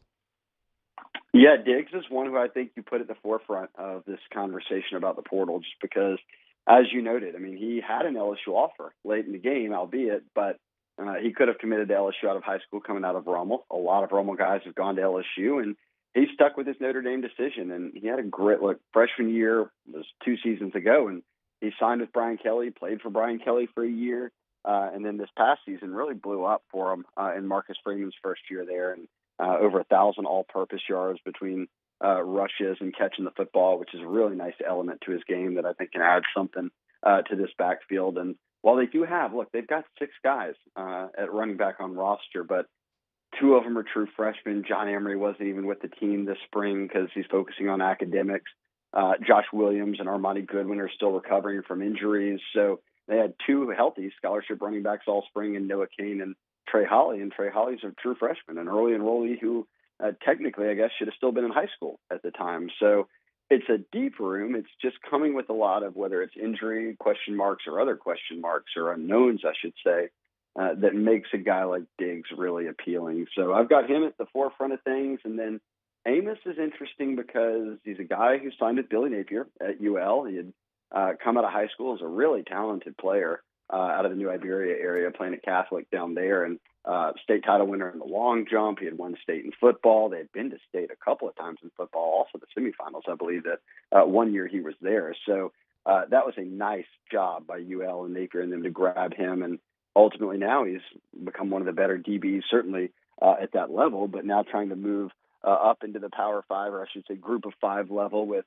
LSU, Bama, Florida with Napier, and a number of others. I think in the first 24 hours he's in the portal, he had reported like 15, 16 offers. So he's going to have options. I don't know exactly what he's looking for in terms of immediate playing time. He's got multiple years, 2 years of eligibility in front of him. I don't know what kind of fit he's looking for, but I do know that LSU likes him, has offered him at corner, and they did take a lot of transfer corners already, but at the same time, I think they want to just build both more depth and more competition there, and the best guys play. So we'll see what the pitch is to Amos and if they can ultimately reel him in. But it's we've heard Brian Kelly say it. It's always a good idea for them to lean heavy on Louisiana guys in the portal. They've done it already, both when they got here a year ago and then in this portal cycle. So no surprise at all that those 2 guys, and then Keon Coleman out of Michigan State from Opelousas Catholic, are guys that they've sort of honed in on here in the second portal window. All right, Shay, before I let you go, one more here for you. And, looking at the recruiting rankings that you have on 3, based on where LSU is now and where they stand with some of the top uncommitted guys, where do you think this recruiting class will finish nationally? Yeah, they're in the top 10 right now, and I always kind of put the benchmark at a top 5 class, and they were able to do that last year in Brian Kelly's first year here and do it by still missing out on 6 of the top 10 players in Louisiana, which makes it all the more impressive. Those guys would have pushed them well higher than number 5 in terms of the overall rankings. But I think if they hold down Louisiana, which they're on track to do, and then they pop a number of guys out of state that could be difference makers, which I think they had some really good evals last cycle. They came away with some big names who, even guys that rose in the rankings long after they'd committed to LSU, then they'd be in position for another top 5 class. And like I said, it's my benchmark because if you've got a top 5 class and you've locked up Louisiana, you're good. You've got a very, very talented roster. You've got a good head coach right now who's been around the block. He's put together a staff that's got continuity on it now, minus just a couple of positions where they had some turnover, but not at the offensive or defensive coordinator spots. So a top 5 class, I would feel very good about, Brian Kelly and the staff continuing to build the future of LSU football. All right. He is the best in the business, Mr. Shea Dixon. Shea, I think I've kept you long enough. Thank you so much for your time today. Anytime. All right, that's going to wrap it up with Shea Dixon. We're going to take a quick timeout, but I'm going to continue with the football talk when we return. I'm going to rank a little SEC quarterbacks. This is my ranking. I did not pull it from some list, so we'll see how I do, how accurate I am when the season wraps up come next fall. But that's coming up right after this on the Hunt Palmer Show here on 104.5 ESPN Baton Rouge. Hunt Palmer on 104.5 ESPN Baton Rouge. One Bath and Closets, onebathandclosets.com. I tell you every day about One Bath and Closets. If you're not really looking to move, but you'd love to kind of upgrade your living situation, what about the bathroom of your dreams? It could be a full-scale bathroom renovation. The floor, the plumbing, the showers, the whole works. David Duvall and his team can do it. They've been doing it for 30 years. Maybe you don't want to put that much money into it, maybe not that much time into it. Tub-to-shower conversion. Totally change the feel of your bathroom. You pull that tub out, you put a gorgeous glass walk-in shower. Just changes the way that your home feels and looks. And on the closet side, how great would it be if you had a closet that was customized to your exact needs, to your exact wardrobe? David Duvall and his team can do it. And if you tell them the Hunt Palmer Show sent you over there, they're not going to charge you to rip out that current closet. They're not going to charge you for the labor for the install of the new closet. They're just going to charge you for the cost of that unit. They'll do that for the listeners right here at the Hunt Palmer Show. Onebathandclosets.com is the website. Onebathandclosets.com. In times of need, get a full list of phone numbers, websites, and other important emergency information on the Demco Stormwatch page at 1045ESPN.com. Follow us on Twitter at 1045ESPN to cast your vote in the Citizens Bank and Trust poll of the day. Vote daily inside off the bench, anytime. Hunt Palmer. And after further review, Citizens Bank and Trust brings you the poll of the day via Twitter at 1045ESPN.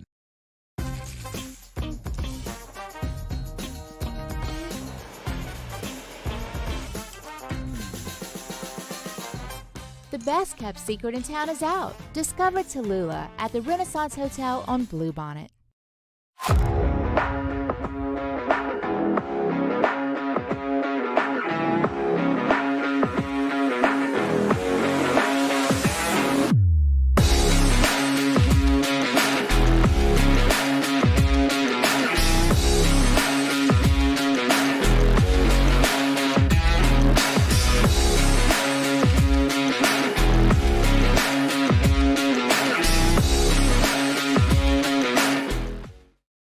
Gulf Coast Office Products is a nationally recognized Savin office equipment dealer based right here in Louisiana. Over 100 employees strong, Gulf Coast has the boots on the ground to support all vertical markets, from education, engineering, legal, and finance. With the latest in office technology, from desktop to production segment units, Gulf Coast and Savin have the perfect fit for you.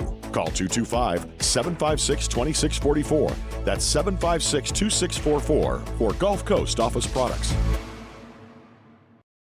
Hey, what's up, y'all? It's that time again. It's heating up. Your boat's getting ready to come out and spend all summer on the water. It's time to take your boat to the next level with front-to-back boat service, where if you want an incredible custom speaker install, it's going to blow people away in the water, that's there for you. You want an HD sonar where you can see the fish under the water before you cast, beat all your friends, that's there for you at front-to-back boat service. So don't put it off. We got the parts in right now. Get them now before they go back on back order. Front-to-back boat service. I've been doing business with Luba for 25 years. They're dependable, trustworthy. It's just the attention to detail with our clients. Our folks have years and years of experience. They're highly trained professionals. But many companies have that asset. What I'd like to think makes Luba a bit different is that we use those talents in a way that truly is dedicated to serving the needs of the folks who depend on us. There it is, the extra mile, on the border of expected and extraordinary, for those willing to go further, like vans customized for work or play, with safety and tech to keep you connected, supported by a 5-star sales, service, and finance team, and backed by the 1-star you know. So go the extra mile. It's never crowded. For live play-by-play this weekend, the Rays host the Yankees Saturday at 3, and the Lakers host the Warriors at 7:30. Then on Sunday, the 76ers host the Celtics at 2:30, followed by the Padres and the Dodgers at 6 p.m. on 104.5 ESPN Baton Rouge.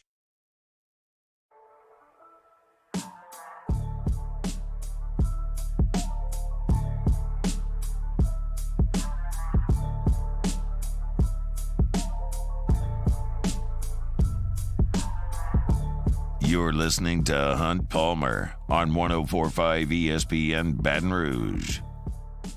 Well, you're sort of listening to Hunt Palmer. You're listening to the Hunt Palmer Show. However, Hunt Palmer not in the building today. He is out with a personal issue. He'll be back tomorrow. In the meantime, Taylor Sharp here with you, filling in for Mr. Hunt Palmer, and we are rolling right along here on this Thursday afternoon. We just wrapped up a conversation with Shay Dixon of 1-3 Sports, talking a little recruiting. And since I'm a big football guy, I figured, hey, let's stay with that football theme. And I took the time last night, being the football nerd that I am, I ranked all 14 SEC quarterbacks from 14 all the way to 1 based on what they did last year, how I project them this season, and where they may finish in the SEC pecking order in 2023. It was a little difficult because this list is kind of a doozy. Not a lot of returning starters in the SEC. A lot of new guys out there. But look, we'll go ahead and we'll dive right into it. I'll start with 14 and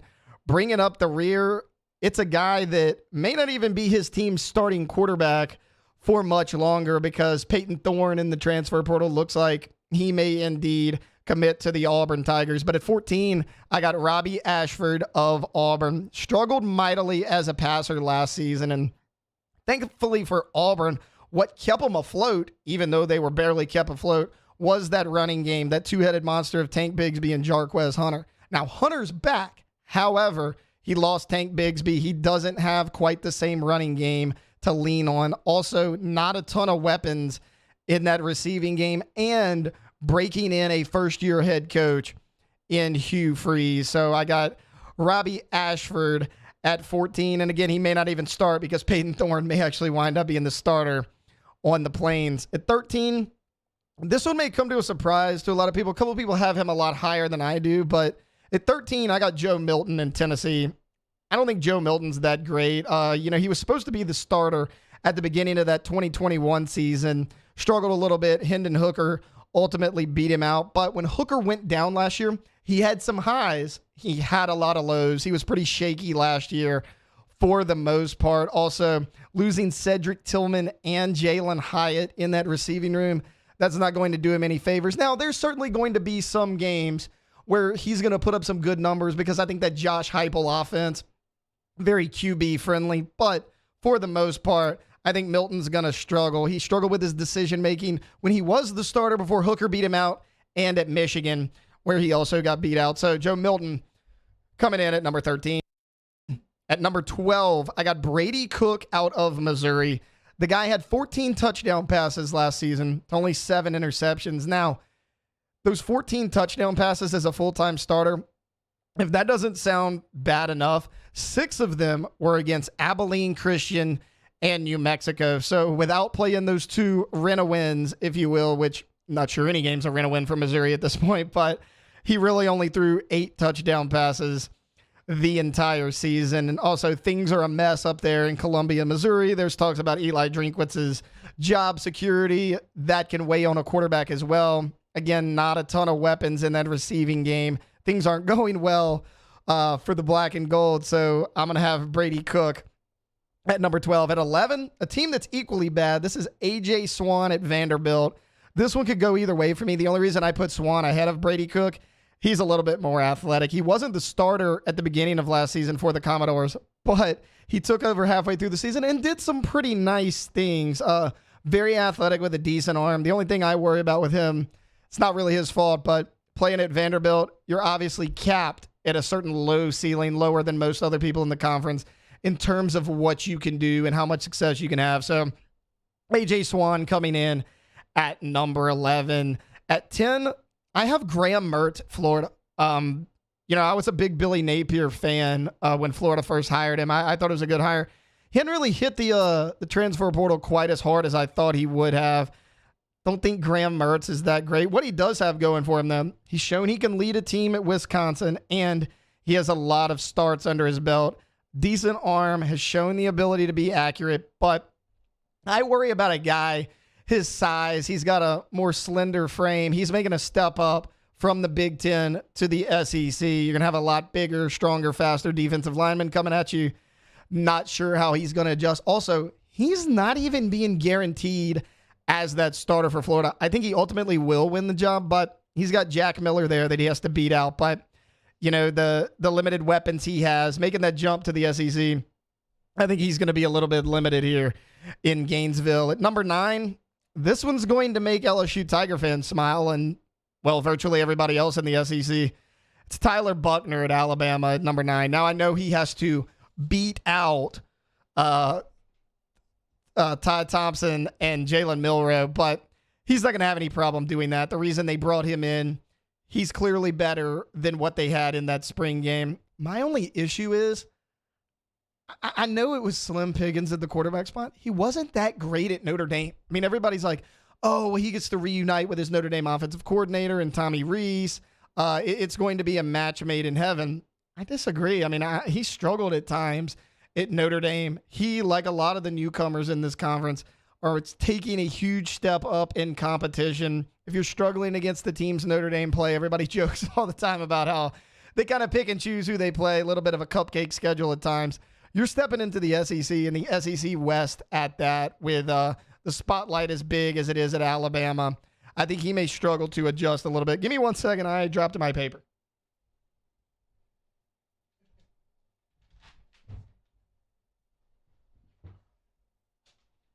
Live radio, it's a thing of beauty. You got to love it. All right. Coming in at number 8, I got Carson Beck at Georgia. Now, he was a 5-star, Mr. Everything coming out of high school. Has had to sit behind a surprising star in Stetson Bennett, but we all know what he did in Gainesville. The reason I have him as high as I do, I understand it's his first year starting. When you're on a team as talented as Georgia, that's going to help you. But all the reports are that he's looked really good in spring. He had a really good spring game as well. Showed some nice things in mop-up duty as well last year. I'll need to see it for a full season as him as the starting quarterback to put him any higher. But I think 8, pretty respectable spot there for Mr. Carson Beck. At number 7, Spencer Sanders from Ole Miss. If he can hold off Jackson Dart and Walker Howard, then he should have a solid season. We know Lane Kiffin runs a super QB-friendly offense. Kiffin also loves those athletic QBs, which is exactly what Spencer Sanders brings to the table. He started a lot of big-time games in Power 5. However, was out there at Oklahoma State. He, like the other transfers, is going to have to show that he can make that jump from the Big 12, who plays no defense whatsoever, up to the SEC. We'll see how he does, but that's Sanders at 7. At number 6, I could have gone either way on this. I just think Devin Leary's a little bit better of a passer than Spencer Sanders. So Devin Leary at Kentucky coming in at number 6 for me. This all depends on what Kentucky's offense looks like. We've seen them have a lot of highs, a lot of lows. We'll see what they are this season, but all the physical tools are there. He does lack a lot of weapons on offense, like some of the QBs that were a little bit lower on this list. But again, the physical tools are there. He showed at NC State the ability to elevate those around him with his play. Again, that transfer coming in, though, how's he going to adapt? He had somewhat level playing field on the ACC. Kentucky a little bit behind the 8 ball in the SEC. We'll see how he does going up against top-tier talent. At number 5, surprises me that I had him this high, but when you got QBs that are coming in left and right with no SEC experience, you kind of have to put him this high. At number 5, I got Connor Wegman at Texas A&M. There was some good his first year. There was some not so good. I mean, there were times where you're like, wow, Connor Wegman really does look like a 5-star. He looks like the best QB in the conference, that bona fide 5-star that we thought he was. Then there were times that he kind of left you scratching your head a little bit, would make a boneheaded play here or there. Now, granted, he was a freshman last year. They did have Max Johnson and Haynes King. Haynes King was atrocious. Max Johnson wound up getting hurt. So he kind of got thrown into the fire a little bit before they wanted him to out there in College Station. Now, his biggest issue this year, it's going to be offensive play calling. I know Jimbo finally said he was going to give up offensive play calling, but he's a big personality. His offensive coordinator, Bobby Petrino, talk about two big personalities. If that clashes, that offense could be a cluster and kind of be in neutral mode like it was a lot last year. But nonetheless, I have Connor Wegman at number 5. At number 4, KJ Jefferson from Arkansas, one of the veterans on this list. A ton of SEC experience, and hopefully he'll be fully healthy for the Razorbacks this year. 2 years ago, when he was fully healthy, we saw him do some special things. He had Arkansas rolling. That was the Sam Pittman coming out party. He took a step back this year. I think Arkansas as a whole did. The talent wasn't quite there, but he was injured for a lot of the year. LSU fans will remember when LSU went up and played basically in the ice, that early morning game in Fayetteville this year. He was not playing. That was Malik Hornsby in there. KJ Jefferson suffered with some ankle injuries pretty much all year long. Now, he's still limited as a passer, but athleticism off the charts. And more importantly, we know what he can do in this league. So I got KJ at number 4. Number 3, I'm going Spencer Rattler at South Carolina, which if you would have told me this last year, I would have said no way, because I was a big critic of his when he left Oklahoma and then struggled out the gate at South Carolina. Like I mentioned, he was shaky, but found his groove. He was excellent in the late part of the season. He absolutely torched Tennessee, who a lot of people thought maybe deserved a spot in that college football playoff. He put all that to bed. He was outstanding the last 3 or 4 games of the year. And his head coach, Shane Beamer, I apologize, Frank's his dad. Shane Beamer's got a little bit rolling out there in Columbia, South Carolina. I think the Gamecocks may surprise a little bit of people, and they're obviously going to go as far as Spencer Rattler takes them. So I got Mr. Rattler at number 3. Okay, my top 2. LSU fans are getting antsy. You have not heard me mention Jaden Daniels yet. I'm not going to mention him here either, because at number 2, we got Will Rogers at Mississippi State, the guy who seems like he's been in college since I was in middle school. He has the arm to make any throw on the field, and he doesn't turn the ball over a ton, which is good, because in that offense, although it may be a little bit different this year, they throw the ball around a lot, and for him to hold on to the ball like he did, impressive stuff there. I do have a concern with him. It's not his fault. We all know what happened in the offseason. I'm worried about his effectiveness with the loss of Mike Leach. Are they going to run similar offense? He had a great chemistry with Mike Leach. Tough loss for everybody, but tough loss for Will Rogers there as well. However, the talent's there. We've seen it for about 3 years now. It brings me to my top pick. This is not the homer in me. As a matter of fact, I was not a huge fan of Jaden Daniels when LSU signed him, so I'm going to eat a little bit of crow here.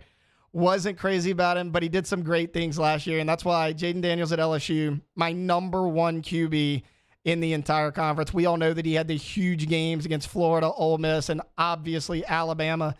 He led LSU to a lot of wins. LSU does not win those games without him. His second year in the system, he's got the same head coach, the same offensive coordinator, most of his receiving weapons back, the entire running back room.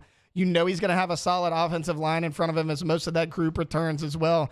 I just think with what he did last year paired with the stability he has right now, not only in his weapons, his offensive line, but the stability that Brian Kelly's trying to bring back to the program, I think Jaden Daniels poised for a big year. Also with Nussmeier on this team as well, LSU's in good shape regardless of who's under center in 2023. I think far and away they have the best QB room in the SEC. Okay, look, that's going to do it for our football talk.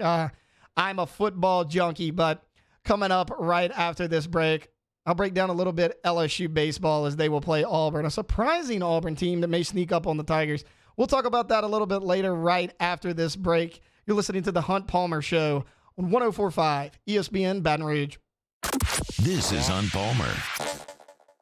Our listeners fire off their opinions on the jimsfirearms.net hotline at 499-1045. Keep listening for your next chance to shoot us your thoughts with the jimsfirearms.net hotline on 1045 ESPN Baton Rouge.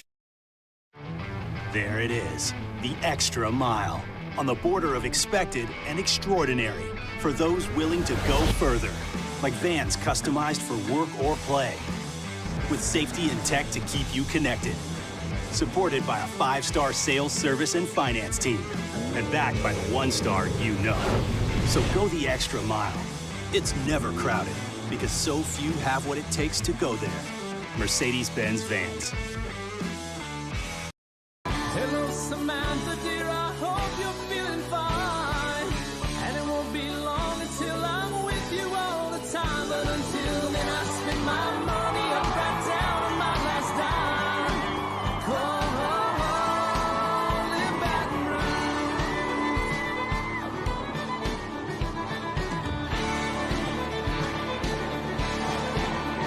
I'm ready, what you put me on through. Gotta send my love down to Gulf Coast Office Products is a nationally recognized Savin office equipment dealer based right here in Louisiana. Over 100 employees strong, Gulf Coast has the boots on the ground to support all vertical markets, from education, engineering, legal, and finance. With the latest in office technology, from desktop to production segment units, Gulf Coast and Savin have the perfect fit for you.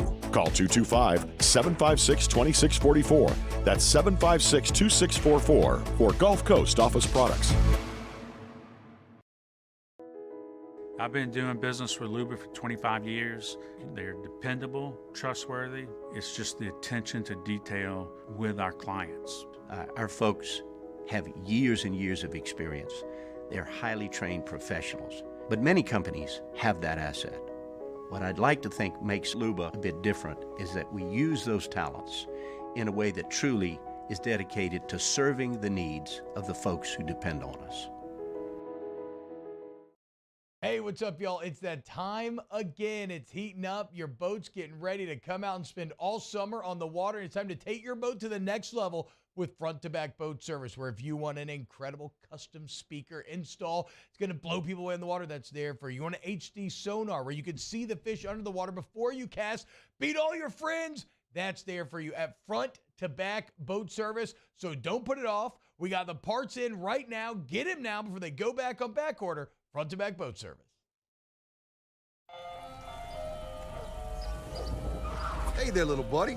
What's the matter? What's the matter? My windows, siding, and my door. That's what's the matter. Relief Windows can fix all that. I got you. Pop, pop. What's up? Oh my gosh, look! Curb appeal. That's a good-looking neighborhood. ReliefWindows.com.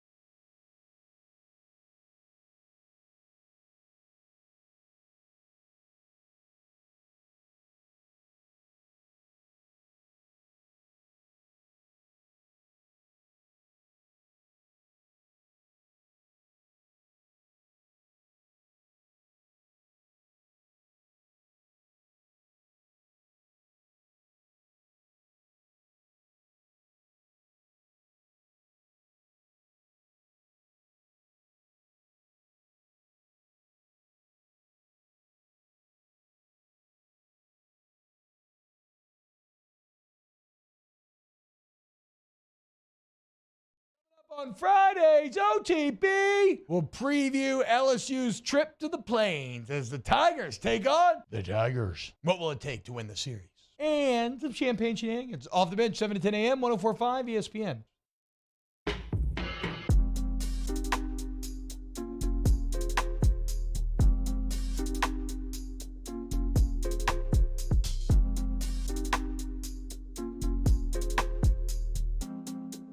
This is Hunt Palmer on 104.5 ESPN Baton Rouge. Welcome back into the Hunt Palmer Show, 104.5 ESPN Baton Rouge. Taylor Sharp here with you, sitting in for Hunt Palmer. He had to take care of some things today. He will be back tomorrow, though, in his usual spot, 1 to 3. Had a lot of fun hanging out with you here today. We are rolling right along. 2 more segments left, and ran a little bit long with Shea Dixon in segment number 1, so we're trying to catch up here a little bit. I am going to talk a little bit of LSU baseball here right now. They're playing Auburn this weekend. It's going to be a 3-game series in Auburn, Alabama.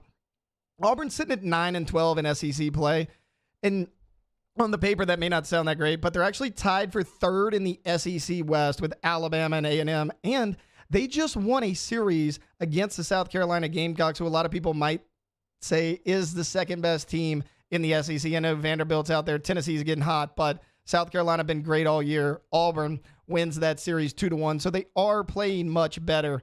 Their issue is going to be their starting pitching. You know, they're kind of done a by committee approach on almost every single weekend game. Their best pitcher is actually Tommy Vail, who's a left-handed reliever. He has a 3.80 ERA on the season. He's been solid for the most part. His problem is going to be going up against these LSU bats. 4 different Tigers this year have hit double-digit home runs. It's Cruz, Tommy White, Gavin Dugas, and Jared Jones. Also, the only everyday starter in this LSU lineup that's hitting under 300 is Jordan Thompson, and he's right there at 281. So I think Auburn's pitching is going to struggle mightily in this series, and tomorrow night I'm just going to go ahead and chalk it up as a win with how Paul Skeens is playing. He's incredible. Dominant would be an appropriate word. Still has a 1.93 ERA with 124 strikeouts and only 12 walks. Yeah, that's elite.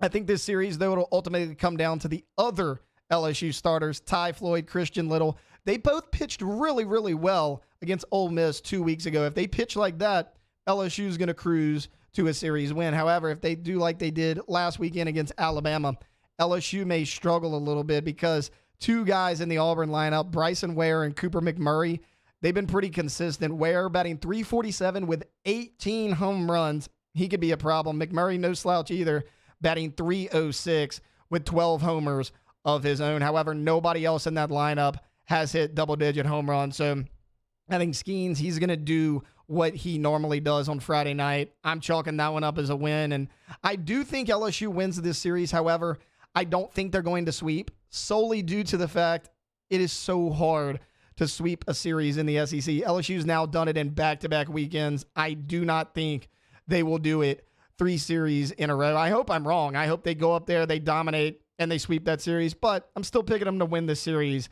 I think they'll take it 2-1. Okay, look, I mentioned that we got to catch up a little bit on our breaks. Got to take one final timeout as we got about 15 minutes or so left in the show. We're going to come back, close it out with a little bit of take it or leave it. That's coming up right after this on the Hunt Palmer Show, 104.5 ESPN Baton Rouge. This is Hunt Palmer. In times of need, get a full list of phone numbers, websites, and other important emergency information on the Demco Stormwatch page at 1045ESPN.com.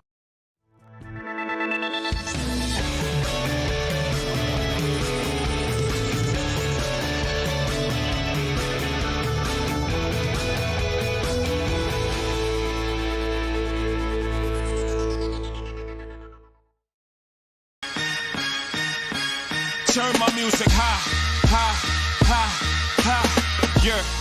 You don't know what you're doing. Sure I do. I'm from the streets where the hood can swallow on me. Bullets will follow on me. There's so much that you could run the slalom. And cops comb this top to bottom. They say that we are prone to violence, but it's home sweet home. With personalities clashing, chrome meets chrome. Prices up and down like it's Wall Street.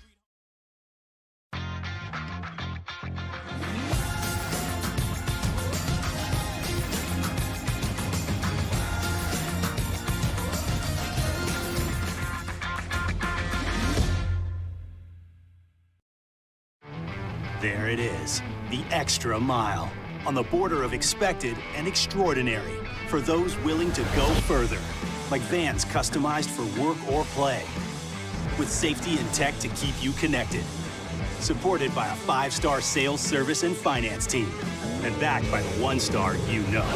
So go the extra mile. It's never crowded because so few have what it takes to go there. Mercedes-Benz Vans. Gulf Coast Office Products is a nationally recognized Savin office equipment dealer based right here in Louisiana. Over 100 employees strong, Gulf Coast has the boots on the ground to support all vertical markets, from education, engineering, legal, and finance. With the latest in office technology, from desktop to production segment units, Gulf Coast and Savin have the perfect fit for you.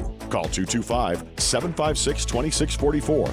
That's 756-2644 for Gulf Coast Office Products. I've been doing business with Luba for 25 years.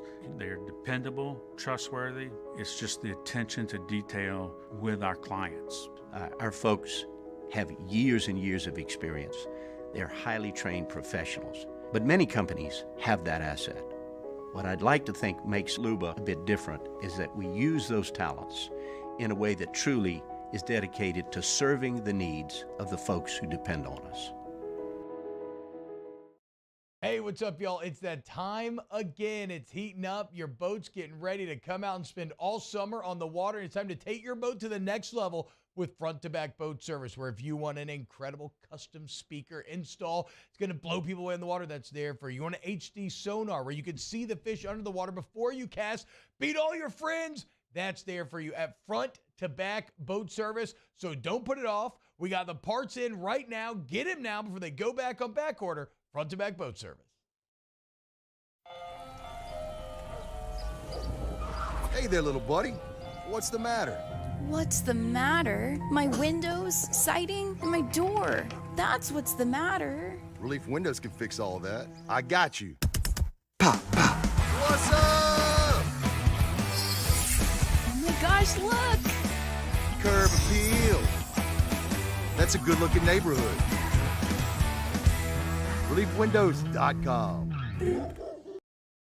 Hey, it's Matt Musso. Join me Monday through Friday for your daily update on LSU baseball with Musso at the Box, presented by New Orleans Flooring, wherever you get your podcast, Apple, Spotify, Google, and check out New Orleans Flooring. 2 locations, Metairie and Prairieville, or NOLAFlooring.com. Gulf Coast Bank and Trust is giving our customers the power to bank anywhere, anytime. Handgrove, join us for the Friday edition of Handy Time. We start with Jimmy Ott's Game Time from Rufino's at 10 a.m. 12 o'clock hour, we're college baseball heavy with Ronnie Rance and Kyle Peterson. Handy Time, noon weekdays, 104.5 ESPN Baton Rouge.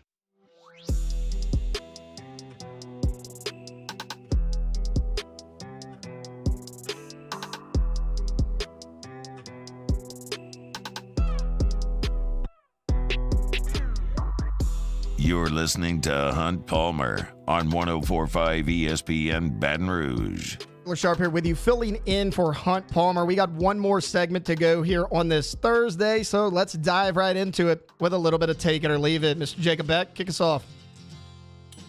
All right, starting off here, Star Wars. It's May the 4th. Take it or leave it. Okay, so it is May the 4th. I did not play any Star Wars music today. I got enough Star Wars bumps this morning from T-Bob Hebert. This is a very special day for him, biggest day of the year. So I'm probably going to get a text message from him after the show berating me, maybe some expletives thrown in there. I'm going to leave it. I've never been a Star Wars guy. I think I've seen 1, maybe 2 movies. I was talking to T-Bob earlier, asking him which ones it was. Turns out the ones I've seen, Empire Strikes Back, Return of the Jedi, never really my cup of tea. So I'm going to leave that. Casey, you're actually a Star Wars guy, right? Yes, very much so. I saw you had your lightsaber in here. You, Chuck P, Cade, T-Bob, all of y'all. Y'all are just nerding out today. It's a thing of beauty, man. You do you. It's just not my cup of tea. All right, next one. All right. After a disappointing season last fall, some key Michigan State football players have now entered the transfer portal. Mel Tucker can turn it around. Take it or leave it. I'm going to leave it just because I don't think Mel Tucker is that good of a coach. However, a lot of this isn't his fault. I don't know if anybody out there has actually heard this story. Josh Pate actually did a segment on it recently on his show as well. So Jaden Reed got drafted out of Michigan State as a wide receiver about a week ago. He went in the 2nd round. But Keon Coleman is really their stud receiver. He came back for 1 more year. Pate was reading the story, and I looked into it as well. And the rumor is, this is not confirmed, but the rumor is a lot of college football coaches contacted Keon Coleman saying, hey, your teammate Jaden Reed, he would have went in the first round if you would have had a better quarterback. Don't let that happen to you. And Coleman's sitting back thinking, he's like, you're right. I want to go in the first round. He enters the transfer portal. Peyton Thorne catches wind of that. He doesn't know why he entered the portal, but he said, hey, I'm losing Keon Coleman. I already lost Jaden Reed. My stock's going to go down if I stay at Michigan State. I'm hitting the transfer portal. So now Keon Coleman, Peyton Thorne, both in the transfer portal in a rather wild story. All right, we got, we'll skip the Packers one, so we got one more. All right, your dad calling you to let you know that you've been drafted. Take it or leave it. I'm going to take this as much as anyone could take anything. People in the chat are going to be mad because I promised them no Dallas Cowboys talk. But, if you were watching the draft on Saturday in the later rounds, Deuce Vaughn, who we're all familiar with at Kansas State, absolutely torched LSU 2 years ago in the Texas Bowl. His dad, Chris Vaughn, is one of the head of college scouting for the Dallas Cowboys. Jerry Jones called him and he said, hey, go ahead and call your son. Let him know that he's going to be a Dallas Cowboy. His dad called him. He was crying. He was emotional, saying, all your hard work's paid off. We finally got to work together after all these years. Look, I get a lot of hate for being a Cowboys fan. I get it. You don't have to cheer for the boys in blue out there in Dallas to cheer for this moment and understand how special that was. First-class move there by the Dallas Cowboys. So I am going to take that one. All right, that is going to do it for the Thursday edition of the Hunt Palmer Show. Had a lot of fun today. Kicking things off, I recapped a little bit of the Saints draft class, players I like the most pick-wise. Then at 1:15, we talked with Joe Healy of D1 Baseball, talking college baseball from a national perspective, and dove in to a little bit of LSU. Hit some NBA playoffs, top of hour number 2. Well, we talked Shea Dixon. We talked to him for a little bit of LSU recruiting as it's recruiting season, going to get those final transfer portal players in, and they're hitting the high school ranks really hard. Also previewed a little bit of LSU baseball, ranking the top every single quarterback in the SEC from 14 all the way to 1. And, of course, we are wrapping it up right now like we did every day with Take It or Leave It. I had a lot of fun today. I want to thank Hunt Palmer giving me this opportunity to sit in with you. Casey Gaines, Jacob Beck, great job on the audio and video boards. I had a blast. So, yeah, that's just about going to do it. Again, tomorrow's show brought to you by Cork's Cajun Fried Fish and Shrimp. About to hand things off to Mr. Matt Moscona as he's going to drive you home from 3 to 6. That's coming up right after this here on 104.5 ESPN Baton Rouge.